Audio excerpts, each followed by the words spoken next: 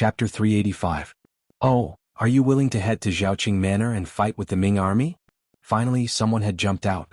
Huang Yuliang felt much more comforted, and his gaze toward Zhu Fangyong was filled with more hope. No. Zhu Fangyong shook his head. Jim? Seeing that Zhu Fangyong had not stepped out to help him, anger flashed across Huang Yuliang's face. Before Huang Yuliang could say anything, Zhu Fangyong had already said, "Young master, forgive me for speaking bluntly, but since Zhaoqing Manor has been taken, it will be extremely difficult to take it back. Since we are wasting soldiers on this, why not do something else?" Something else? What do you mean? Confusion appeared in Huang Yuliang's eyes. I am thinking that the morale of the South Ming army is at its peak. After winning 2 battles in a row, the morale of the army is at its peak. Facing this army, it is not easy for us to fight them head-on. We should think of other methods. The art of war says that the first time will weaken and the third time will be exhausted. As long as we can use the city to stop them as time goes on, the morale of the army will be disrupted. At that time, it will be time for us to counterattack. Standing there, Zhu Fangyong spoke with a righteous expression and did not show any fear. Once he spoke, he immediately received the support of the other generals. Yes, General Zhu is right. The morale of the Ming army is at its peak, and it is not easy to fight them head-on. The people who could say such things were naturally afraid of the Ming army. Qing Yuan's martial prowess was much higher than theirs, but he still could not defeat the Ming army. If they went, wouldn't it be the same as going to their deaths? All of the generals said such things. Huang Yuliang knew in his heart that even if he gave a death order for anyone to lead the troops, they would most likely lose and would only damage their own strength. However, he was still unwilling to just defend like this, so he asked, "Then, according to General Zhu, we can only wait for them to attack in Wuzhou City?" Of course not. Although we can't do anything to the Ming army at the front, the other armies can take action. For example, we can send General Cui Yan, who is outside the city, to lead troops into Mengzhu Ridge, which is between Pingyuefu and Xiaozhoufu. Passing through there, we can avoid fighting with the Ming army's main force and also push the battle line out. Once we enter Yongzhoufu in the Huguang area, we will be free like birds flying in the sky. We can greatly expand our army there. At that time, whether we continue to attack cities and seize land to expand our influence or bring the newly arrived troops back to Guangdong, the initiative will be in our hands. There is also General Sun Jianglong in Gaozhoufu and Laizhoufu. We can order him to launch an attack on the Guanghai guards and thus attack Guangzhoufu to divide the Ming army's strength and destroy them one by one. Also, we can arrange for General Ru Honghai in Xuanzhoufu to advance toward Nanningfu and Guangxi and also toward Liuzhoufu. There is also another benefit. Once Wuzhou City is in danger, we can retreat toward Guangxi to avoid the danger and make plans. After speaking so much, Zhu Fangyong turned to Huang Yuliang and said, "This way we will be spreading out everywhere and forcing the Ming army to send reinforcements everywhere. At that time, our chance will come. We can gather a large number of troops to attack one place and reverse the current disadvantageous situation." Zhu Fangyong's words were clear and logical. In Huang Yuliang's ears it was quite feasible. He was even fantasizing that once the plan came true, the power in his hands would more than double. At that time he would be able to stand up against Yunnan's Min Zhuang Wang Zhu Huying. Then, it would not be impossible for him to conquer the world. Good. General Zhu's plan is good. Immediately write letters to the heavenly kings. I want to spread out everywhere on the battlefield. I want the Ming army to be tired of dealing with them. I want the world to know my power. Huang Yuliang laughed in praise. It was as if he had already become the master of the world. Congratulations, young master. The other generals in the hall also flattered him, causing waves of laughter to erupt. Fast horses left the Wuzhou house and headed in all directions. Before long, Guangdong, Guangxi, and even Huguang would become chaotic. At that time, the Ming Empire would not have the energy to send a large army to deal with the Wuzhou house. Zhaoqing House. A new round of evaluation and selection was going on. Of the 5,000 soldiers that Qing Yuan had brought with him, 4,500 remained unscathed in this battle. They had all become captives. Among these people there was no lack of strong and healthy people. In this aspect, one had to say that Qing Yuan cared about his subordinates. As for their food and drink, he did not take away much. Now these people had all become good soldiers. First, there was registration. Then there was an investigation. There was also the process of exposing each other. Among the 2,000 people who had become temporary soldiers, some were familiar with these brothers. With their help, the evaluation went even smoother. In the end, 1,000 of the 4,500 people were chosen to become temporary soldiers. The other 3,500 people were given to Guanyin and Ma Wei as usual. Yang Qindong did not lack useless soldiers. These people would eat a lot every day. It was better to leave the headache to others. Choose and see if there are any who are willing to become soldiers. If there are, investigate their backgrounds. Guanyin discussed with Ma Wei. With the 2,000 temporary soldiers that Yang Qindong had taken in as an example, the two of them could see the importance of captives. If there were two things that they could not ignore in the Battle of Zhaoqing, it would be the appearance of the 4-0 fires and the performance of the temporary soldiers. Mercenaries were very powerful in all aspects. Guanyin and Ma Wei already had enough knowledge of this. However, the 2,000 temporary soldiers had only been in the military camp for a few days and had only gone through a few days of training. They could not understand how they could display such strong killing intent on the battlefield. Why was it that even though they had both joined the army, once they joined the mercenary group, they would change so drastically? They couldn't figure out the logic behind it, but they could at least imitate it. They just had to learn from it. As for the two generals starting to recruit soldiers from the captives, Yang Qindong only smiled when he heard the report from his subordinates. Pass down the order. Organize the new temporary auxiliary soldiers and teach them culture using the method of the old leading the new. At the same time, tell them that culture is also very important. Whether they can become a member of the mercenary army in the future, this assessment cannot be ignored. If there is any obvious improvement, consider adding 3 pieces of fatty meat to their meal. Yang Qindong was very observant. This might have something to do with the fact that he was the most outstanding member of the Cold Vanguard Special Forces in his previous life. When carrying out special missions, being more attentive and observant could save one's life during crucial moments. It was precisely because of his meticulous observation that he noticed that whenever it was time to eat, the temporary auxiliary soldiers, who rarely ate their fill, would stare at the fatty meat on the plate without blinking. Some of them would even drool without any form of restraint. Most of the time, the reward was the most important thing. In other words, the reward had to be something the other party liked and needed. For example, if you asked a rich merchant to do something for you, and you only said that you would reward him with a certain amount of silver, the effect might not be much. However, if you said that you could give him an official position after he did a good job, then it would be completely different. Perhaps the other party would do the job well even if he had to pay for it. This was what it meant to reward something. Since the temporary soldiers were so greedy for fatty meat, he would use this as a guide. When Tiger's Mane heard Yang Qindong say that he would reward the soldiers who performed well with 3 pieces of fatty meat, he was stunned. Then he said, "Young master, Zhaoqing Prefecture was just raided by the Huang army. We did get some gold and silver when we entered the city, but meat is very rare. It would cost a lot to buy it. Why don't we just reward them with silver? You also know that meat is very rare.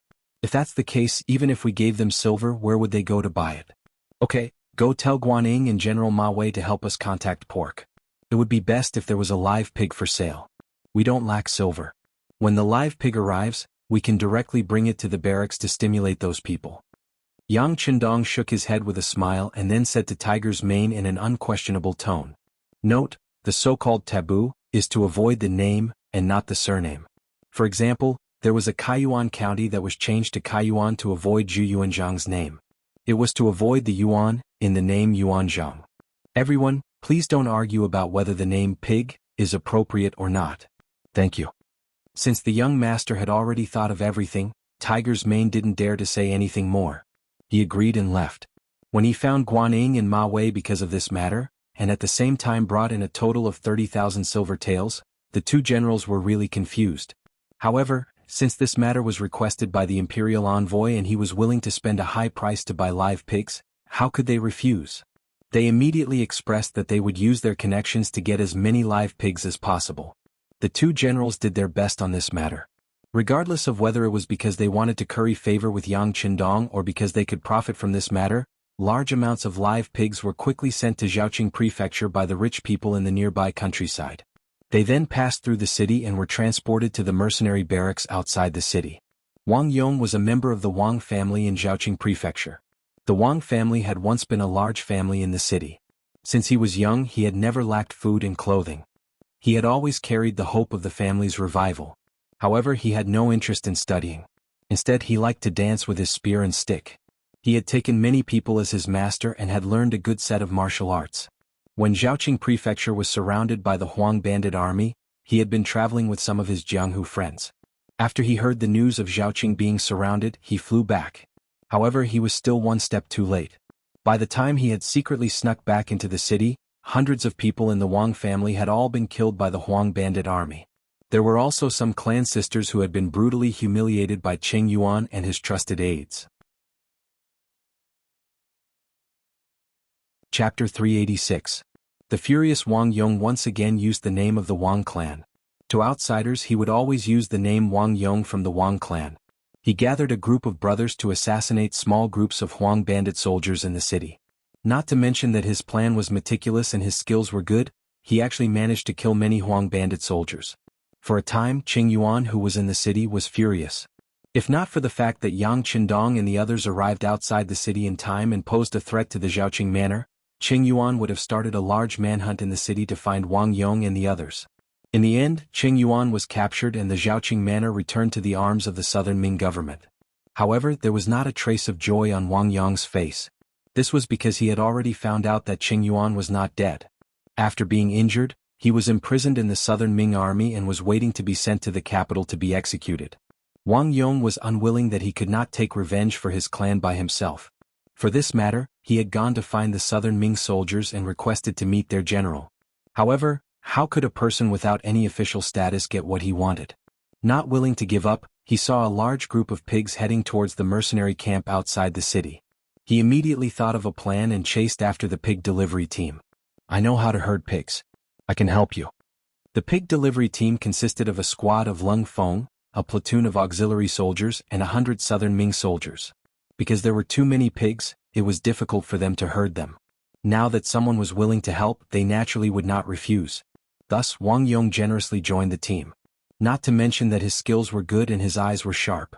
Every time the pigs wanted to leave the team, he would be the first to discover them and herd them. This was a great help. After traveling for a few li, the mercenary camp was in front of them. Because of the appearance of these live pigs, the normally heavily guarded military camp relaxed a little. Wang Yong even followed the troops into the military camp. With so many pigs being sent into the camp, the auxiliary soldiers who were training all widened their eyes. When they learned from their instructor that these live pigs would be slaughtered very soon and that everyone would get a share, and that those who performed well would get 3 extra pieces of fatty meat with their meals, each and every one of them worked even harder to train. Even when teaching them how to read and write, they were much more serious. It had to be said that Yang Qindong's move was indeed effective. After Wang Yong followed the team and sent the pork into the temporary pig house, the platoon leader Lung Feng, who was following the team, came forward to express his gratitude. He even took out some silver as a reward. This was also the military discipline of the Yang family army. They couldn't casually take a needle or a piece of thread from the common people. As long as there were people who helped them, they had to give a corresponding reward. Of course, Wang Yong wouldn't care about such a small amount of silver. He refused. Sir, I want to see your general. Captain Lung Feng was stunned when he heard this. He immediately understood that the other party had come for something. He immediately smiled and said, Brother, seeing that you have a strong body, could it be that you want to join us? If that's the case, you don't have to go see a general. There's a recruitment office not far away. You can go there and register your situation in detail. No, I'm not here to join the army. I have something to talk to your general about. Wang Yong shook his head and said coldly. To him, the Wang family had been destroyed by the Huang bandits. He had no hope of surviving. Right now, he only wanted to kill Qing Yuan and take revenge. After that, he would be at the mercy of others. For someone who had already thrown his life to the back of his mind, how could he have any interest in joining the army? Seeing that the other party wasn't here to join the army, the platoon leader raised his guard. He lightly raised his arm and made a warning gesture to the other members of the Lung Feng.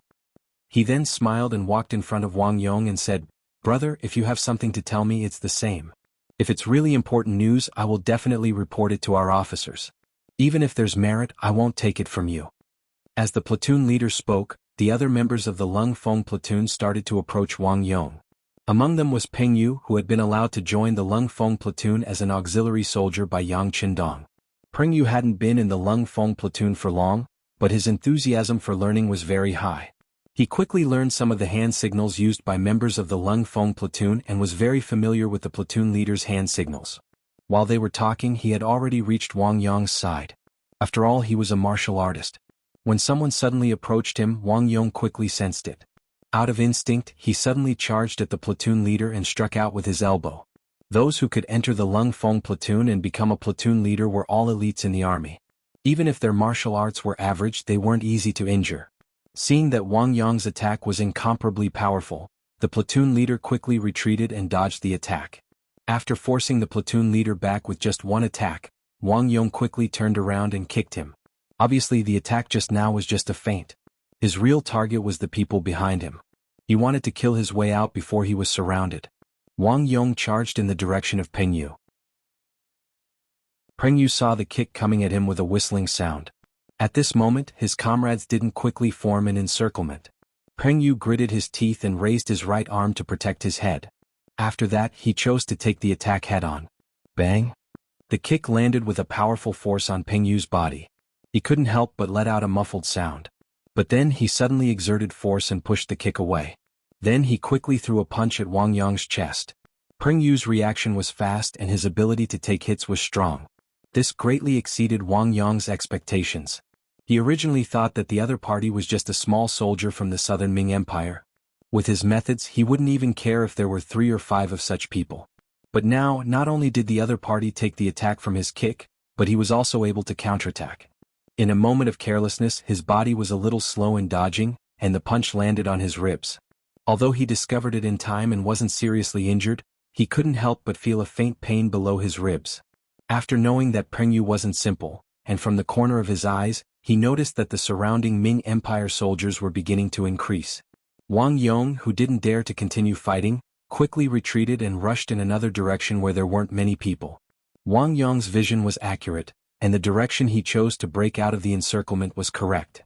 It made the platoon leaders feel like they couldn't catch up. If they let him escape from their hands like this, they didn't know how they would be laughed at by their comrades. They immediately chased after him ferociously. Ba Daojiang, who was originally a captive of the Yellow Bandits, was now a temporary auxiliary soldier. At this moment he was sneakily approaching the pig house. Don't think that he wanted to do something bad. He just wanted to see if there was an opportunity to eat the pigs when they were slaughtering them. It would be good even if he could eat a piece of meat. Because he was thinking about the pork, he asked for leave from the platoon leader and approached the pig house with the excuse that he needed to go to the toilet. Unexpectedly, he didn't see a single pig, but he did see a few humans. When he saw the platoon leaders wearing camouflage uniforms rushing in his direction, he instinctively turned around and wanted to run. After becoming a temporary auxiliary soldier, he naturally knew the story of the platoon leaders. He knew that they were the elites of the elites, and that they had the ability to fight against 100 people by themselves with their firearms. Although he was good at martial arts, how could he fight against advanced firearms? Since he wasn't a match for them, he decided to dodge. He was probably wearing a normal military uniform. Based on his appearance and not his face, no one should know who he was. Now that he saw the platoon leaders rushing in his direction, he naturally turned around and ran. But just as he turned around, he heard a shout behind him. "My comrade, quickly turn around and stop this spy." "Spy? I'm not." When Ba Daojiang heard that he was mistaken for a spy, he quickly shook his head to deny it. In order to clear his name, he turned around and waved his hands. "I'm just greedy for pork and wanted to take advantage of it. I don't have any other intentions. Don't accuse me of anything." Before Wang Yong could finish his sentence, a punch came flying toward his face. Ba Daojiang was standing right in Wang Yong's way. In order to escape, Ba Daojiang had no choice but to take action to clear the obstacle. Who was Ba Daojiang? He was a man of 8 feet, a famous man in the martial arts world. He was a man who once chased his enemy across 8 rivers. How could he allow others to slander him so easily? He was naturally afraid of Lung Feng, but he couldn't let Lung Feng teach him a lesson without even giving him a chance to explain. This was also because he had only been a temporary auxiliary soldier for a short time, so he didn't pay much attention to military discipline. Otherwise he wouldn't have the courage to fight back.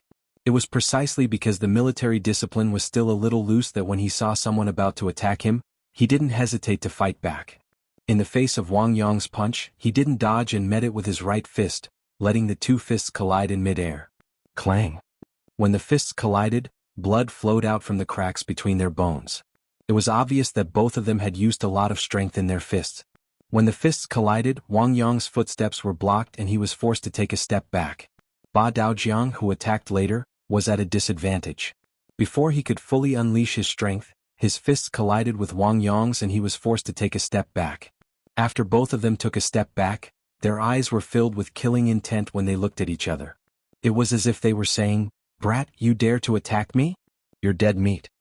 Their gazes met for only a moment. Then, without allowing anyone to say anything, the two of them began to exchange blows and fight, turning into a ball of fists and feet. Chapter 387. By the time Ping Yu and Lung Feng arrived, the two of them were already covered in wounds and were panting heavily. Both of them wanted to finish off the other in a short period of time, so they used all their strength. In the end, they were evenly matched and no one gained much advantage. At this moment, the two of them were surrounded by Lung Feng's men. Wang Yong, who knew that he couldn't escape, cupped his fists towards Ba Daojiang. "Your kung fu is not bad and you're fine after taking a kick from me. It's admirable." Wang Yong pointed at Ba Daojiang and Peng Yu, looking like a hero who was teaching others kung fu. "I haven't fully displayed my abilities yet. Let's fight another 100 rounds, then we'll know who's stronger." Ba Daojiang was obviously unconvinced. In fact, he didn't suffer any losses. He looked a little battered, but they were all superficial wounds. Just like the wounds he inflicted on Wang Yong, most of them were superficial wounds. "Yes, you're not that strong. Just now you were just careless. Let's fight again. I don't think you can beat me." Peng Yu also lost his temper. He walked out from Lung Feng's team and came to Wang Yong and Ba Daojiang's side. The three of them stood in a triangular position. The three of them were not united. They were wary of each other and looking for flaws in the other two. No one had the intention to make the first move. At this moment, several people came from afar. The leader was Yang Qindong, who was wearing a camouflage uniform without any military rank. Speaking of military ranks, Yang Qindong was a little depressed. He could wear the rank of marshal, but his regiment commander, Luo Pe, was only a lieutenant colonel. If he wore that rank, the gap between the two of them would be too big. Even so, it was better not to wear anything during normal times. On the contrary, it would give him a sense of mystery. Yang Qindong came here to check on the situation of the pigs. Coincidentally, he received a warning. Tiger's Mane, Beta Persei, and the captain of the first guard team, Chiu Vi, and the others rushed over together. With the arrival of Yang Qindong, Wang Yong's escape route was completely sealed. Seeing that more and more people were arriving, he instead calmed down. Since he couldn't escape, then he wouldn't escape. It was just a pity that he couldn't personally avenge the Wang clan. "Come on, do you want to come at me together or one by one?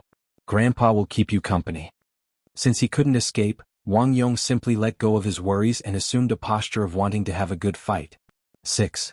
Seeing that Yang Qindong had arrived, class monitor Lung Feng was nervous and wanted to say something. Yang Qindong waved his hand first, then looked at everything in front of him with a smile and said, "What? Aren't you afraid of death?" That wasn't afraid. But as a real man, there are things that he should do and things that he shouldn't do. He can't back down from what he should do, and he can't shirk the responsibilities that he should bear. At most, he'll be a good man again after 18 years. Wang Yong didn't know Yang Qindong's identity, so naturally, he didn't have any scruples when he spoke. Peng Yu, who was standing beside him, knew everything. When he saw that Wang Yong dared to talk back to the sixth young master, he said angrily, "Kid, be more polite when you speak. Don't cause trouble and end up losing your life here." When Peng Yu said this, he more or less warned Wang Yong. From this point, it could be seen that he personally admired Wang Yong.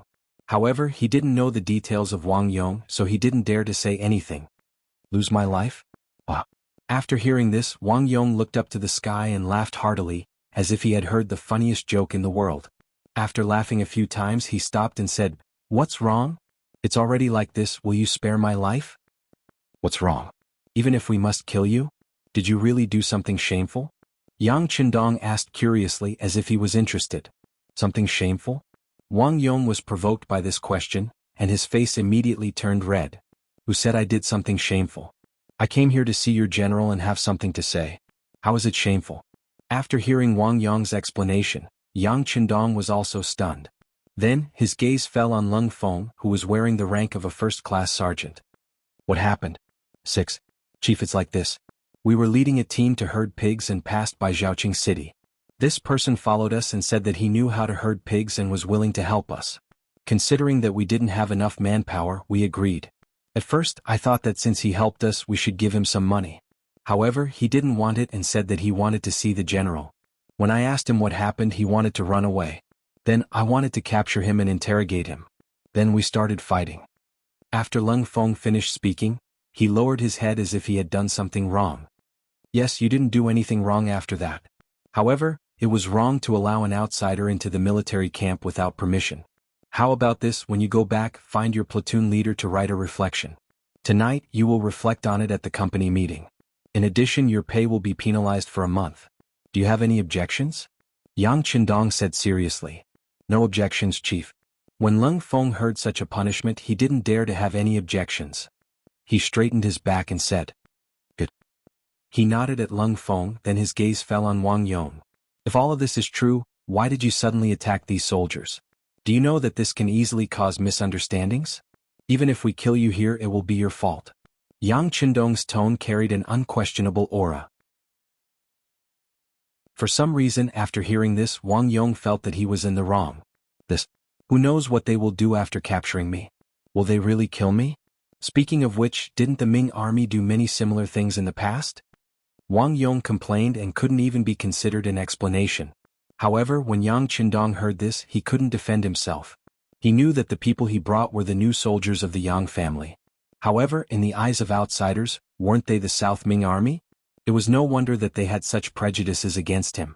If it was him, he wouldn't have allowed himself to be captured. Thinking of this, he really couldn't blame Wang Yong. However, no matter what, Wang Yong had barged into the military camp and attacked the Lung Feng soldiers. If he wasn't punished, he wouldn't be able to answer to the other Lung Feng soldiers.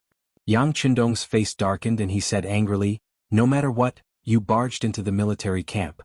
Since you've trespassed into the military camp, it's impossible not to punish you. How about this? I'll give you a chance. The three of you will fight each other. If you can survive until the end, I'll fulfill your request and bring you to see the general here. How about that?" The three people Yang Qindong was referring to were Wang Yong, Ba Daojiang, and Peng Yu. Wang Yong originally thought that the other party had the advantage in numbers, and he had made a mistake in the first place. This time he would definitely die. He didn't expect the situation to turn around. Immediately, he asked Yang Qindong with joy, "Is what you said just now true?" "It's true. No one here is more trustworthy than me," Yang Qindong promised Wang Yong. Then his gaze landed on Peng Yu and Ba Daojiang. "The two of you have to perform well. Whoever can survive until the end will be promoted. Peng Yu, you can be promoted to the vice squad leader of the Lung Feng soldiers. What's your name?" Replying to the chief, "My name is Ba Daojiang. I'm a temporary auxiliary soldier." Ba Daojiang replied. He had seen Yang Qindong before and knew that the entire army had to listen to this person's orders. When the platoon leader who was in charge of his temporary auxiliary soldiers saw this person, he didn't even have the chance to get close to him. It seemed like this person's status wasn't low. When he spoke, there was a hint of respect in his tone. "Looking at your clothes, I can tell that you're a temporary auxiliary soldier. Just now, they said that you were passing by because you wanted to get some pig offal. Alright, as long as you can survive until the end, I'll allow you to eat to your heart's content tonight. You can even eat half a pig. At the same time, I'll promote you to a real auxiliary soldier. How about that?" When Yang Qindong heard Lung Feng mention the reason why Ba Daojiang was here, he wanted to laugh. It seemed like his decision to get some pork was the right one. When he heard that he could eat to his heart's content, Ba Daojiang's eyes shone with excitement. "Chief, I'm afraid that half a pig won't be enough for me." "It doesn't matter. If you can eat, I'll give you the whole pig." Yang Qindong smiled. He was surprised by Ba Daojiang's appetite. However, since he had already said it, there was no way he would go back on his words. "Alright, I'll definitely perform well." Seeing that Yang Qindong agreed so readily, Ba Daojiang turned to look at Wang Yong and Peng Yu with a serious expression. It was obvious that he was serious about this. The three of them had their own targets. Naturally, it was time for them to get serious. The three of them stood in a triangular formation. First, they cupped their fists and reported their names. Peng Yu, Ba Daojiang, Wang family's Wang Yong. According to the rules of Jianghu, after the three of them reported their names, they began to attack fiercely and crazily. Wang Yong was good at kicking straight kicks, side kicks, and leaping kicks. He could only see the shadows of his kicks everywhere, which was really a bit like the Foshan shadowless kick. Ba Dao Jiang Yi Quan was good at straight punches, hook punches, swing punches and punches to the flesh. Every punch carried the sound of the wind, and the momentum was oppressive. Peng Yu was flexible and good at elbow skills. His body was like a loach that constantly swam around the two people. Whenever the punches and kicks were about to hit him, his figure often flashed and changed his position. Occasionally his elbow counterattack was also oppressive. Once they were hit, they often cried out in pain. Is this the so-called kung fu? Yang Qindong looked at the exciting scene of the three of them fighting with his hands behind his back. He could not help but ask Beta Persei, who was beside him. Young master, this is kung fu. I can see that the three of them have learned it seriously. They have a good foundation. Beta Persei stared at the scene without blinking. He did not want to miss a single scene.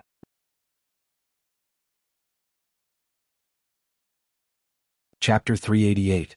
Beta Persei's strength lay in his height and strong body, as well as his ability to withstand blows.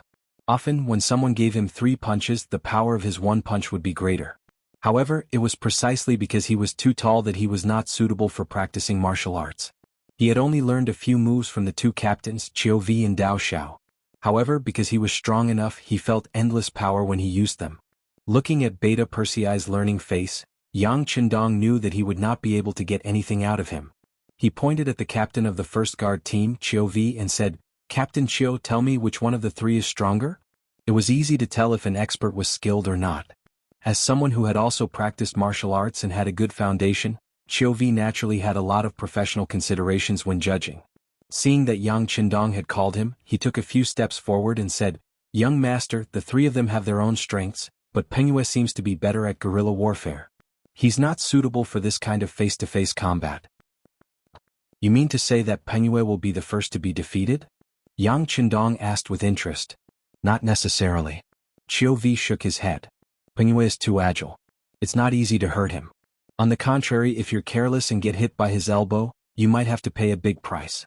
"What do you mean?" Yang Qindong was a little confused. "Young master, I don't mean anything. I just want to say that the 3 of them have their own strengths. If you want to determine the winner, I'm afraid it'll be very difficult. However, the 3 of them are undoubtedly talents. If possible, young master, please allow them to be transferred to the first guard team. This will play an absolute role in better protecting the young master," Qiu Vi said while quietly paying attention to Yang Qindong's reaction. Since entering the battlefield, Chou Wu had requested to increase the number of guards in the squad. After all, there were only 10 of them. Once they encountered danger, no one could guarantee their safety. This matter was also approved by Yang Qindong. A gentleman would not stand under a collapsing wall. He still understood this principle. When he heard that Qiu Vi wanted to take the opportunity to ask for him, he was stunned for a moment before he burst into laughter. "You're good, Qiu Vi. Are you waiting for this young master? Fine, since that's the case, I'll see what they think later. If they're willing, I can take them in. But as usual, I still have to investigate their identities. Of course, if they don't want to, we can't force them." Yang Qindong's words meant that he agreed. Just like the investigation of identity, this was originally a very important matter. Protecting Yang Qindong's safety was the most important issue in the entire Yang family army. Of course, they couldn't be careless and they couldn't allow unreliable people to exist. As for whether they were willing to stay by Yang Qindong's side as guards, no one would be able to resist such a temptation. The 3 of them were still fighting, and had already lasted for an incense stick's worth of time. It could be seen that the 3 of them were sweating profusely, and their breathing was unstable. This kind of fight was the most exhausting. After all, the difference in strength was so great that it was possible to make a big mistake if one wasn't careful. This kind of physical strength and mental strength required a high degree of concentration, and it was also the most exhausting. The 3 of them were still fighting, but Peng Yu's mental strength was slightly better. From the start of the battle until now, the number of times he attacked was not many. He relied on his nimble movements to dodge, which allowed him to maintain enough physical strength. At least compared to the other 2 who were sweating profusely, his situation was much better. It was precisely because Peng Yu's condition was the best that when he was hit by Ba Dao River's punch, he hurriedly retreated 4 or 5 steps, then fell to the ground with a plop. This caused everyone, including Yang Qindong, to be puzzled. After being hit to the ground, Peng Yu's mental strength seemed to have completely dissipated at this moment. "I lost. How is that possible? He was in good condition just now." Qiu Vi was the first to voice his doubts. "What's going on? He clearly could have dodged that punch. Beta Persei also voiced his opinion. Tiger's mane, who was standing at the side, didn't say anything. He only glanced at the sixth young master from the corner of his eyes and saw that Yang Qindong's expression remained the same, and even had a smile on his face. He was even more certain that something had happened, and immediately remained silent with a smile in his eyes. Peng Yu left the field first, and the next two people to fight was Ba Dao River and Wang Yong. However, Ba Dao River, who had sent Peng Yu flying with a punch, was obviously not in his best condition. As the user of that punch, Ba Dao River was the clearest about the power of that punch. That punch wasn't something that he had been preparing for a long time. It was just a casual punch, and it was just to prevent Peng Yu from getting close to him. Regardless of whether he could hit him, even if he could, it would at most cause a slight injury to his opponent. It was impossible to cause such serious consequences. If it was really possible, Peng Yu would have been kicked out of the ring long ago and wouldn't have lasted for so long. However, it still caused such a consequence. What exactly was going on? Ba Dao River was thinking, which slowed down his movements. After being kicked by Wang Yong a few times, his footsteps began to become a little messy. It was precisely because of this that he seemed to have figured out something in an instant. When Wang Yong's next kick arrived, he intentionally let his guard down and took the kick head-on. After being kicked, his whole body was sent flying, and he fell to the ground more than 3 meters away. Huff huff huff. Wang Yong, who was panting heavily, started to lose his balance. Kicking was the most exhausting move. The reason he was able to persevere until now was because of his strong desire for revenge. Otherwise, he would have been the first one to collapse from the exhaustion of his stamina. I won. After turning around to face Yang Qindong, Wang Yong, who had finished speaking, suddenly lost his balance and was about to fall to the ground. Fortunately, Qiu Vi, who was standing at the side, reacted quickly and rushed forward to support the falling figure. You all did well. How about this? Arrange for them to rest, take a bath, get some food, change their clothes, and come see me again. Yang Qindong nodded lightly, and after making the arrangements he turned around and left. Peng Yu, Ba Daojiang, and Wang Yong were carried away by the Lung Feng soldiers. First they had a comfortable hot bath. Next they had enough meat. After that, they were given new clothes to change into. Ba Daojiang was very satisfied with all these arrangements. That chief is a man of his word. Even though I lost, he still prepared so much meat for me. How satisfying, he said with satisfaction as he tore the pig trotter in his hand. Peng Yu also wolfed down the food. After becoming a Lung Feng soldier, the standard of food was naturally better than normal auxiliary soldiers and temporary auxiliary soldiers. However, after that fight he had exhausted a lot of his stamina, and now was the time to replenish his nutrients. On the other hand, Wang Yong did not speak while eating. He seemed to be thinking about whether he would be able to meet the general here and whether he could avenge his family. After the meal, Qiu Vi appeared. He looked at the three of them and said, "Let's go. The chief wants to see you." In the largest tent in the Yang family army, Yang Qindong had just finished his dinner when Qiu Vi walked in with the three of them. As soon as they entered the tent, Peng Yu knelt on the ground. "Greetings, sixth young master. I am Peng Yu." Yang Qindong smiled and nodded. "Greetings, sixth young master." Ba Daojiang hesitated for a moment before kneeling on the ground as well. With his personality, there were not many people who could make him kneel on both knees. However, just now the other party had fulfilled his promise. He had eaten more than half a pig's head and 2 more pig trotters. Based on the other party's promise, it was not wrong for him to kneel on the ground once. After the two of them knelt, only Wang Yong was left. He raised his head and looked at Yang Qindong. "Sixth young master, right? Since I won the competition, can I meet the general here?" "How dare you? Why aren't you kneeling when you see the sixth young master?" Tiger's Mane and Beta Persei saw that Wang Yong did not kneel and even dared to question the young master. They were not going to be polite and immediately shouted at him. Qiu Vi and Dao Xiao, the captain of the second guard squad, were even more direct. They came to Wang Yong's left and right side. It looked like they were going to force him to kneel. "I knew you guys wouldn't keep your word." Seeing that more people were about to surround him, Wang Yong coldly snorted. Then he spun his body and kicked Chou Wu and Dao Xiao with his 2 legs in a spinning manner. "Kid, come down." Facing this kick, the 2 guard captains were not anxious at all. They stretched out their arms at the same time and caught him firmly. Wang Yong was caught off guard and fell to the ground with a thud. This was the first time in all these years that his legs had been restrained by someone in a single move. Perhaps it was because he was careless, or perhaps it was because he had not fully recovered from the previous battle. However, it was more proof of Qiu Vi and Dao Zhao's strength. If it were anyone else, they would not have been able to do this even if they tried their best. With a plop, he fell to the ground. His new clothes were also dirty. Even his face was covered in dust. However, this did not make Wang Yong yield. He raised his head and asked Yang Qindong in a questioning tone. You didn't keep your word. How did the young master not keep his word? Yang Qindong had a calm smile on his face. He waved his hand casually and Qiu Vi and Dao Xiao released their hands, allowing Wang Yong to regain his freedom. After regaining his freedom, Wang Yong stood up and said angrily, You said that if I won, you would bring me to see the general here. That's right, I already let you see him. Yang Qindong interrupted him with a smile. See him? Where? Wang Yong looked around suspiciously but did not find anyone who looked like a general.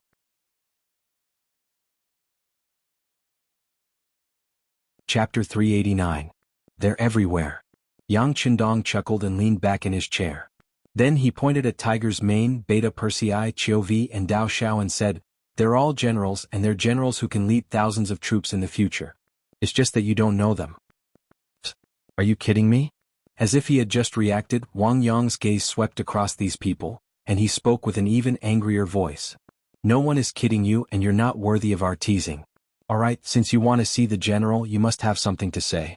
Just say it now. You don't have to worry about whether or not he's a general. The most important thing is that we can help you with your matter, don't you think so? Yang Qindong asked gently, and his gaze towards Wang Yong carried a hint of a soul-stirring aura. As if his thoughts were seen through, or as if he knew that there was nothing else he could do, he simply said, All right, if that's the case, I'll say it. I want to see the general here because I'm Wang Yong of the Wang family, and I've lived in Zhaoqing Prefecture for a long time. However, because of the appearance of the Huang bandit army, especially Qing Yuan, who coveted my Wang family's wealth and beauty, he actually destroyed my Wang family. Now that I heard that he was captured by you, I want to see him and personally avenge my family's destruction. That's all. After finally stating his request, Wang Yong felt a lot more relaxed. When he looked at Yang Qindong, he actually felt a sense of relief. Alright, now you can take me to see the general here or you can chase me out. Of course you can also kill me. It's up to you. After hearing Wang Yong's request, Yang Qindong's gaze froze, then he looked at Tiger's Mane. Tiger's Mane immediately understood what Yang Qindong meant. He nodded lightly then turned around and walked out of the tent. Obviously he wanted to investigate the truth of this matter. After Tiger's Mane left, Yang Qindong looked at Wang Yong and said, We won't kill you. As long as what you said is true, this young master will allow you to take revenge. Don't be impatient. After speaking to Wang Yong, Yang Qindong looked at Peng Yu and Ba Daojiang and said, The two of you have good martial arts and kind hearts. You know how to help others. Am I right, young master? Peng Yu was stunned for a moment before he said guiltily, Sixth young master. You saw through it? Ah, you saw through it. Ba Daojiang scratched his head embarrassedly. He had only joined for a short time, so he didn't know what the title Sixth Young Master meant. However, when he saw that Peng Yu, a member of Lung Feng, respected Yang Qindong so much, he didn't dare to look down on him. Of course I saw through it. Otherwise it would be hard to tell who would win. However, since you are helping him, I won't hold it against you. Stand up first. Yang Qindong said to the two of them with a smile. Peng Yu and Ba Daojiang stood up embarrassedly. Yang Qindong suddenly said, By the way, this young master wants you to stay by my side and become my guards. Are you willing to join the first guard team? Peng Yu had just stood up, but when he heard this he was shocked. When he saw the serious expression on Yang Qindong's face, he knew that it was true. He immediately knelt on the ground again. Peng Yu is willing, Peng Yu is willing. After he finished speaking, Peng Yu didn't forget to pull Ba Daojiang who had just stood up. Quick, kneel down and thank him. Why do I have to kneel down when I just got up? Is it so awesome to join the guard team? Ba Daojiang was puzzled. Of course it's awesome. It's so awesome. Peng Yu had already joined Lung Feng, so he naturally knew that being able to protect the sixth young master was an unparalleled honor and glory. However, when he saw that Ba Daojiang didn't seem to care about his good intentions, he couldn't help but say, If you join the guard team, you'll have plenty of meat. That's not bad. Ba Daojiang, who seemed to be a glutton, was finally moved. Perhaps it was due to the fear of being hungry all the time, but when he heard that there would be plenty of meat, he also knelt on the ground. Both of them knelt down and chose to join the guard team. No matter what their motives were, as long as they agreed, they probably wouldn't want to leave after they learned more about it. Yang Qindong smiled in satisfaction. Very good. In a while, follow Captain Qiu Vi out to change your clothes. Someone will teach you the rules you need to follow. Yes. Pring Yu and Ba Daojiang agreed. At this moment, Tiger's mane rushed back. After entering the tent, he went to Yang Qindong's side and whispered something. With the Security Bureau's current efficiency, since they had arrived at Zhaoqing Prefecture, they naturally had to investigate the surrounding situation thoroughly. The Wang family's matters were already recorded, so they would know the truth once they checked. The authenticity of Wang Yong's identity would naturally be revealed. Bring him in. After listening to Tiger's mane's report, Yang Qindong knew that Wang Yong's name was indeed there, but he wasn't the person in front of him. The Security Bureau found someone from Zhaoqing Prefecture who knew Wang Yong, so he nodded and agreed to bring him in. Tiger's mane agreed and clapped his hands twice. Immediately, the tent door opened from the outside and an old man in coarse clothes walked in. Once he entered the tent, he knelt on the ground. Your humble servant Lu San greets the masters. The old man obviously hadn't seen much of the world, so he trembled the moment he entered the tent. As soon as he entered the tent, Wang Yong's eyes widened. Old Lu, why are you here? Ah. Hearing this familiar voice, Lu San raised his head and was startled when he saw Wang Yong. He then said, Young Master Wang, why are you here? Wasn't the entire Wang family killed by the yellow bandits? I wasn't at home at the time, so I avoided disaster. Wang Yong said with tears streaming down his face. Lu San was someone from the same street as them, so he was a neighbor who had watched him grow up. Of course they knew each other. With Lu San as a witness, Wang Yong's identity couldn't be faked. Yang Qindong nodded at Tiger's mane and Lu San was brought out. The tent quickly became quiet again. Let's go and find Qing Yuan. Yang Qindong got up and left. Beta Persei and the others followed him out of the tent. When they walked to Wang Yong, who was still standing there, the captain of the first guard team, Qiu Vi, reached out and pulled him. Let's go and avenge you. Ah. Wang Yong was still in a confused state when he was pulled out of the tent. In Wang Yong's eyes, Yang Qindong was so young, even younger than himself. How could such a person be a general? Even if he relied on his family to get an official position, he probably wouldn't have any real position. In his impression, the officials of the Great Ming Dynasty were mostly old men, and the worst were middle-aged men. Could this young man do it? Wang Yong was still thinking about whether or not he could.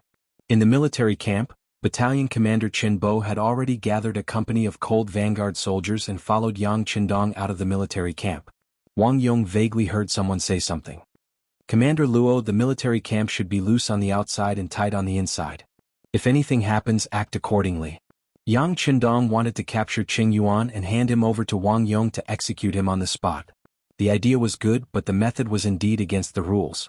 Since the person had already been handed over, the battle report to be sent to the capital should have already been written.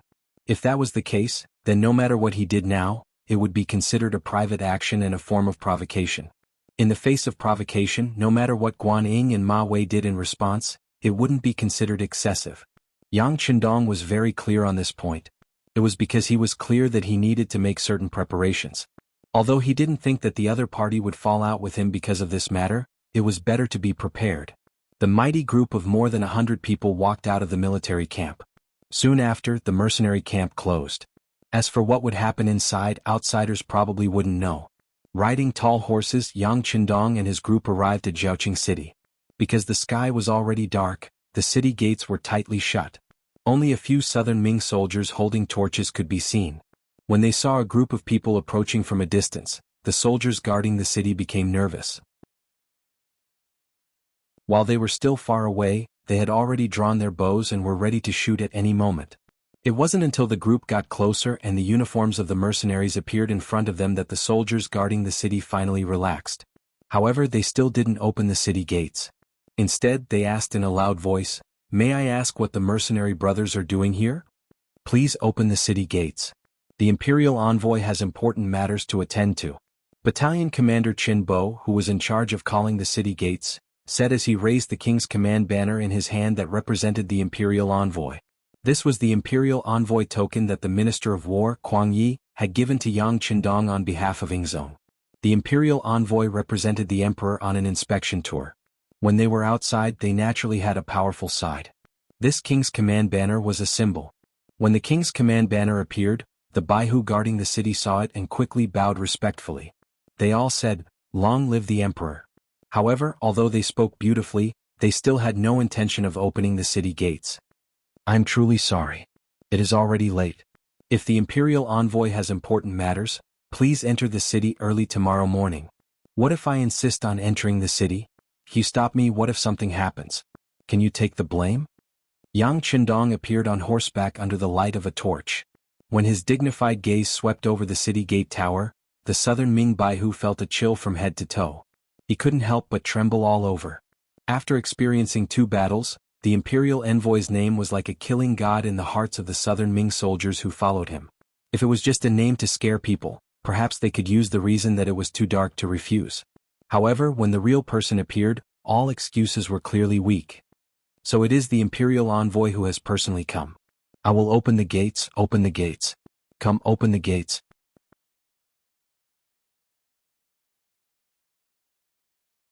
Chapter 390. Yang Qindong had only appeared and said a few words, but the city gates that should not have been opened completely opened. This scene was seen by Peng Yu and Ba Daojiang, who were accompanying them, and a sense of pride arose spontaneously. Wang Yong also saw this scene and his heart was greatly shaken. He had a deeper understanding of Yang Qindong. This young man really did have some ability. The city gates opened wide and Yang Qindong and his group entered the city. There were already people leading the way to the prison in the city, where Qing Yuan was being held. The prison was not too far from the city gates. In less than the time it took to drink a cup of tea, they arrived here. When they arrived here, there were 2 groups of torches rapidly approaching. Yang Qindong arrived first, and from a distance he could already see the torches approaching. However, he did not give them a second glance. Instead, he nodded to Qin Bo in front of him, and then the 2 rows of soldiers charged into the prison. The southern Ming soldiers in charge of security and guarding did not even understand what was going on before they were pressed to the ground. Some people wanted to resist, but they were quickly beaten to the ground after taking 2 more punches. What's going on? The 2 groups of torches finally approached, illuminating the place as if it was daytime. Guan Ying and Ma Wei appeared at Yang Qindong's side, fully clad in armor. They were originally anxious, but when they saw Yang Qindong's figure, they quickly came over to greet him. "Greetings, Imperial Envoy."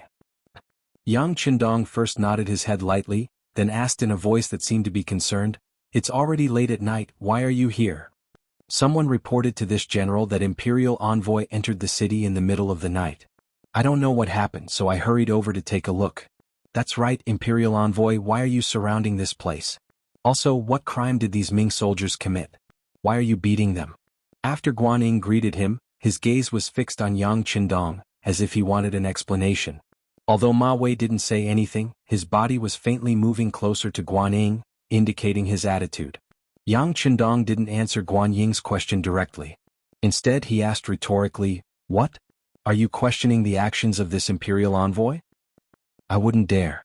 It's just that since I'm in charge of Zhaoqing Manor's safety, I have to get to the bottom of this." Yang Qindong was obviously a little angry, but Guan Ying was not moved. Instead he insisted. It had to be said that Guan Ying's temper wasn't considered to be popular in the imperial court. Fortunately, he held a position in the Ministry of War and was appreciated by Minister Kuang Yi. Otherwise, he would have suffered a lot for speaking to his superior in such a manner. A person like Guan Ying wouldn't be popular in the South Ming, but his actions were appreciated by Yang Qindong. Not for anything else but because he dared to call out to him like this in front of his face. This was enough to prove that his courage was praiseworthy. It also proved that this person valued rules in his bones. This kind of person was what the Yang family system needed. Appreciation was one thing. Yang Qindong didn't have any intention of poaching Guan Ying. It was very difficult for someone like him, whose career was smooth sailing, to be used by him. If he wanted to use people, he had to choose those who had hit a wall or had lost confidence in the Ming dynasty. Guan Ying was clearly not among them. Since he couldn't be used by him, Yang Qindong wouldn't be so polite when he spoke. When he answered the other person's question, his voice was much colder. "I don't need to explain my actions to anyone other than the emperor. It's best if you stay to the side. Of course, if you want to challenge my bottom line, you can try." As soon as he finished speaking, the remaining platoon of soldiers quickly aimed their guns at Guan Ying, Ma Wei, and the others. Moving together with them were Chiu Vi and the others from the first guard squad. Among them, Ba Daojiang and Peng Yu were astonishingly among them. However, Ba Daojiang was holding 10,000 shining steel knives. Even though it was He Tian, their movements were still neat and uniform, giving people a soul-shaking feeling.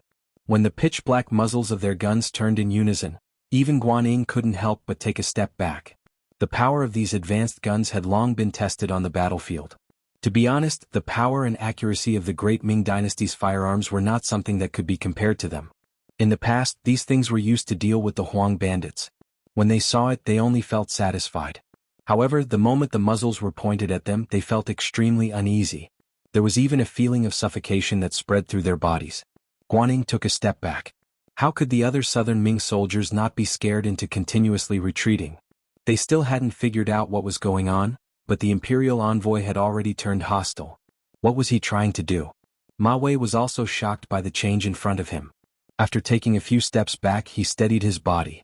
When he noticed that he had almost retreated into the midst of the soldiers behind him, he couldn't help but blush.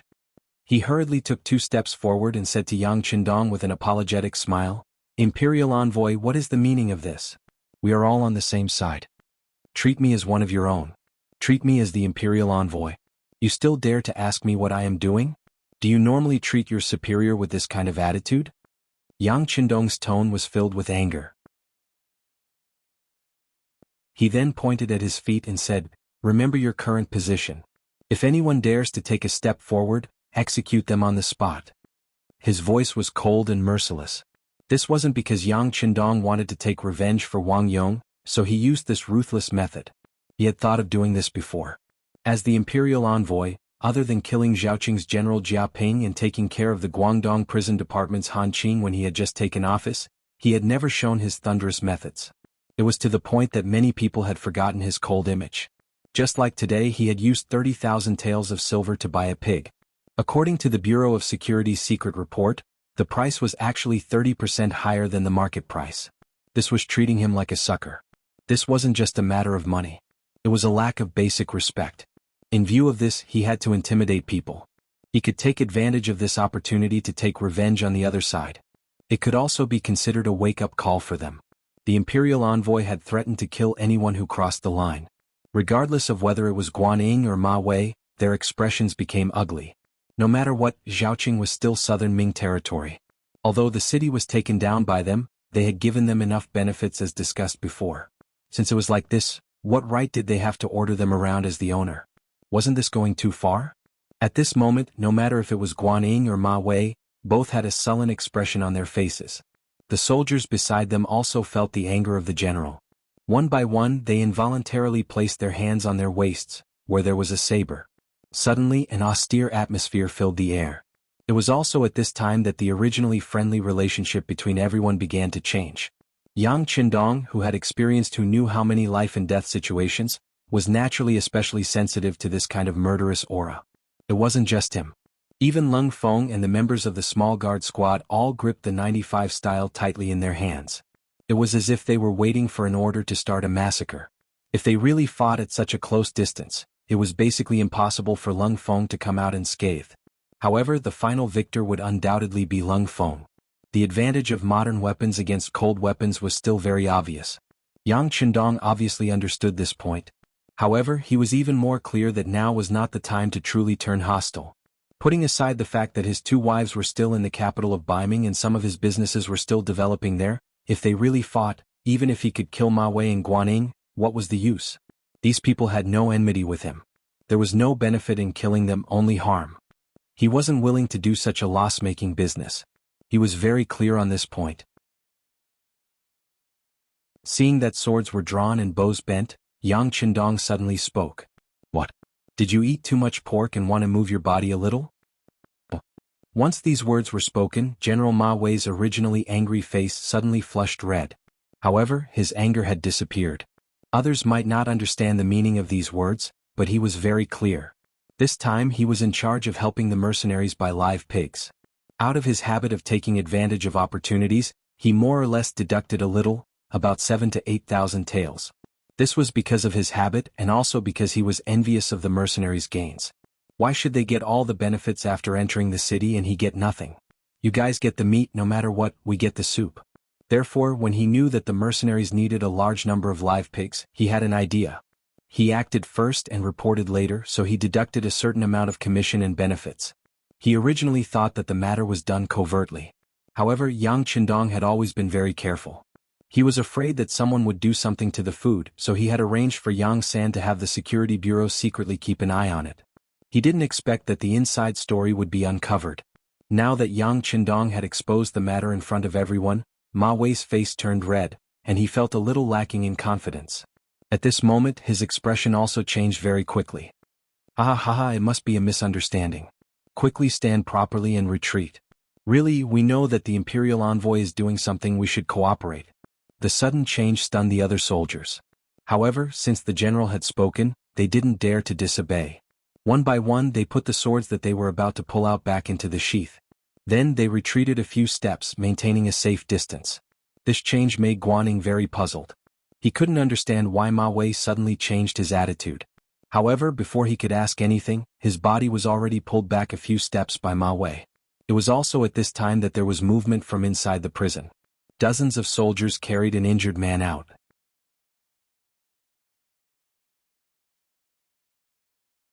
Chapter 391. Even though the sky was dark, Guaning could still recognize this person with the help of a torch. It was the bandit leader of the Huang bandit army, Qing Yuan, who guarded Zhaoqing Manor. He immediately cried out, "This is Qing Yuan, one of the leaders of the Huang bandit army. The memorial regarding him has already been reported to the imperial court. He will be escorted into the capital tomorrow. Why did you bring him out? Did you see clearly? Is that Qing Yuan?" Yang Qindong ignored Guan Ying's cries and asked Wang Yong, who was staring at him with bloodshot eyes. "Yes, that's him. I would recognize him even if he turned into ashes," Wang Yong said with certainty. In reality, Qing Yuan was captured by Qin Bo and Lung Feng. Naturally, Wang Yong would know his true appearance. Yang Qindong's question was only to confirm further.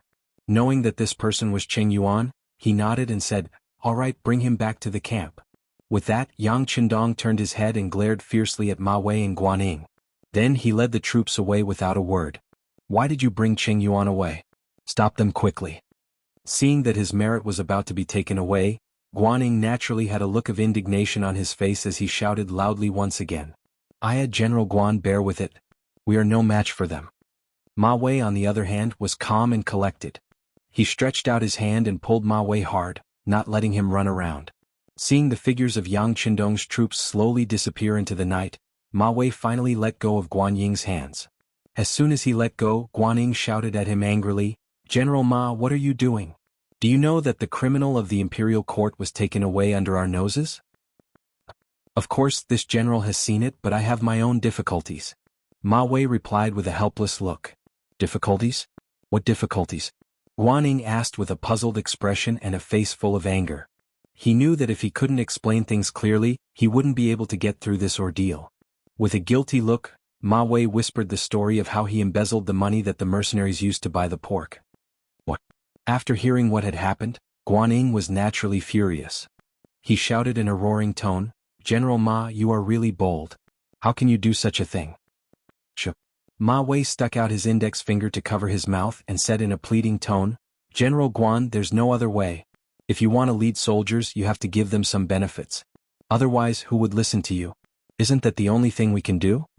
"You." At this moment, Guan Ying's face was filled with anger. He pointed at Ma Wei, not knowing what to say. In the end, they were on the same side. In the eyes of the imperial envoy, Ma Wei's action was probably also his own idea. It was no wonder that the slap in the face came with a wave of his hand. Forget it, forget it. In the end, he was in the wrong first. He couldn't blame others. Although Guaning was angry, he had no choice but to swallow the bitter fruit at this moment. Ma Wei saw that his emotions had stabilized and said in an insatiable tone, "General Guan, now that things have come to this, can we write a battle report and say that Qing Yuan bit his tongue and committed suicide in prison?" "Absolutely not." Guaning hurriedly waved his hand, but he was afraid that Ma Wei would misunderstand, so he said in an explaining tone, "It's not that I don't want to do this, but the brocade guards are everywhere. Presumably, tonight's matter will be reported to the emperor through secret channels. It's fine if we speak the truth, but if there is even a trace of falsehood, it would be deceiving the emperor. Do you know the severity of this?" It was Ma Wei's turn to change his expression. He quickly cupped his fist and said, "Thank you for your reminder, General Guan. I was reckless. Forget it, it's not a big deal. From the beginning of the battle, the National Treasury has never given enough food to the Guangdong guards. The Emperor knows about this. I'm sure the Emperor, with his wisdom, can understand our actions. Guanning thought for a bit and still spoke his opinion. He was afraid that Ma Wei would have too many thoughts. On the battlefield, it was not a good thing for a general to have psychological pressure. I hope so, Ma Wei said with a face that was praying for Buddha's protection. In reality, he was somewhat afraid. Fortunately, the silver this time was not for his own use. It was because the military was lacking in food. With his heart set on serving the country, he calmed down a lot. On the other side, Yang Qindong led his troops into the city to capture people and calmly retreated. Only after they left the city gates did the Lung Feng troops put away the guns in their hands with waning interest. To these Lung Feng, their hearts were filled with pride, and their strength was tyrannical. Even the southern Ming army was nothing in their eyes. If the sixth young master gave the order, not only would they not be afraid, they would even be unusually excited to fight. This was the ability to use the hearts of an army. To become an invincible army, one must first have the mentality and courage to not fear the armies of the world. Now it seemed that they had already done it. This courage infected every soldier. Even Peng Yu and Ba Daojiang, who had just joined the guard squad and had witnessed the entire process, were filled with excitement. This was especially so for Ba Daojiang. This could be said to be the first time he had seen someone who dared to make the southern Ming army suffer. This scene left a deep impression on him, and made him extremely curious about the Lung Feng troops. He was also proud that he was one of them. His first sense of belonging came from tonight's operation. Compared to the Huang bandit army that he had joined before, the Lung Feng troops were too strong, and the southern Ming army was too weak. After joining such an army, even if someone wanted to chase him away, it would be very difficult for him to leave. Wang Yong also stood in the group. At this moment he was staring at the bound Qing Yuan. In his eyes there was only this person. The scene of the Wang family's hundreds of people dying tragically appeared in his mind from time to time. At the entrance of the military camp, someone had already sent the news after Yang Qindong and the others had left the city. At this moment the gates of the camp were wide open. Commander Luo Per and Political Commissar Kong Jia had already led the soldiers to line up and wait. When they saw the sixth young master's figure approaching, the two of them stood at attention and saluted. It's fine. Just arrange for people to be on guard. The other soldiers can go and rest. Oh right, hand Qing Yuan over to Wang Yong for revenge. Yang Qindong rode into the military camp. Then, everything in the military camp fell silent again. After arranging for someone to give Wang Yong a military tent and sending the bound Qing Yuan in, Yang Qindong did not bother about this matter anymore. Instead he went directly to his own tent to rest. First Madame Hu Yen, third Madame Shui, and Miss Su Monaire were all waiting here. When the two madams heard that Yang Qindong had left the military camp at night and that the entire military camp was under martial law, they were naturally worried. Su Monaire saw that the two madams did not go to rest, so she did not go to sleep by herself. Besides, she was also very curious about what Yang Qindong was doing, so she also stayed. She had not been by Yang Qindong's side for a long time. Speaking of which, the two of them had not even had a chance to be alone. As a result, the sixth young master still gave her a mysterious feeling. Of course, Su Monaire had tried different ways to ask Hu Yen and Madame Shui about this loyal and courageous duke. However, the two madams were very smart. They would say what they should and would not say anything more than what they should not. This made Yang Qindong even more mysterious. Tonight, the military camp was suddenly under martial law. Even outside the tent where Yang Qindong usually chatted and ate with the madams, there were more guards. How could this change escape Su Monaire's eyes? She carefully observed, and her heart was filled with shock. What does this young master want to do? Will he be in danger? That shouldn't be the case. Based on the confidence he displayed on the battlefield, I really don't know who could threaten him. He should be fine. When thinking of this, Su Monaire herself did not know that she was already faintly worried about Yang Qindong. As for why she thought so, she was afraid that she could not figure it out for the time being.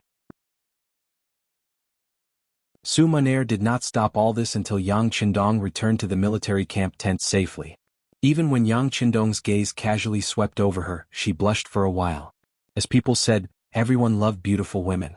How could a hero not be loved by beautiful women? Sixth young master is back. My husband is back. Hu Yen and Madame Shui stood up one after another. Their concern was completely expressed on their faces and words. I went out to do some small things.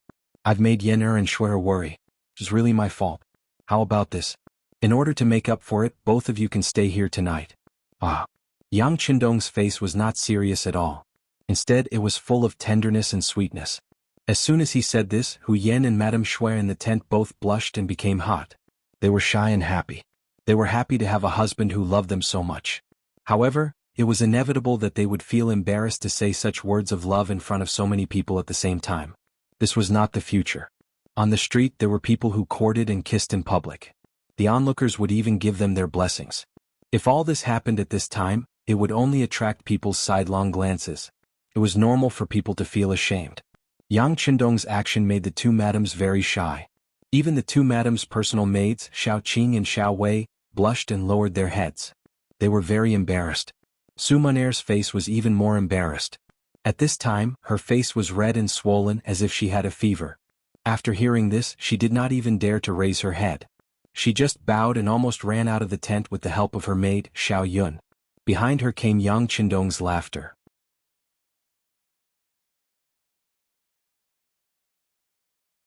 Chapter 392. Sixth young master, Miss Su is not married yet. She is very thin-skinned. If you do this, she will inevitably feel embarrassed.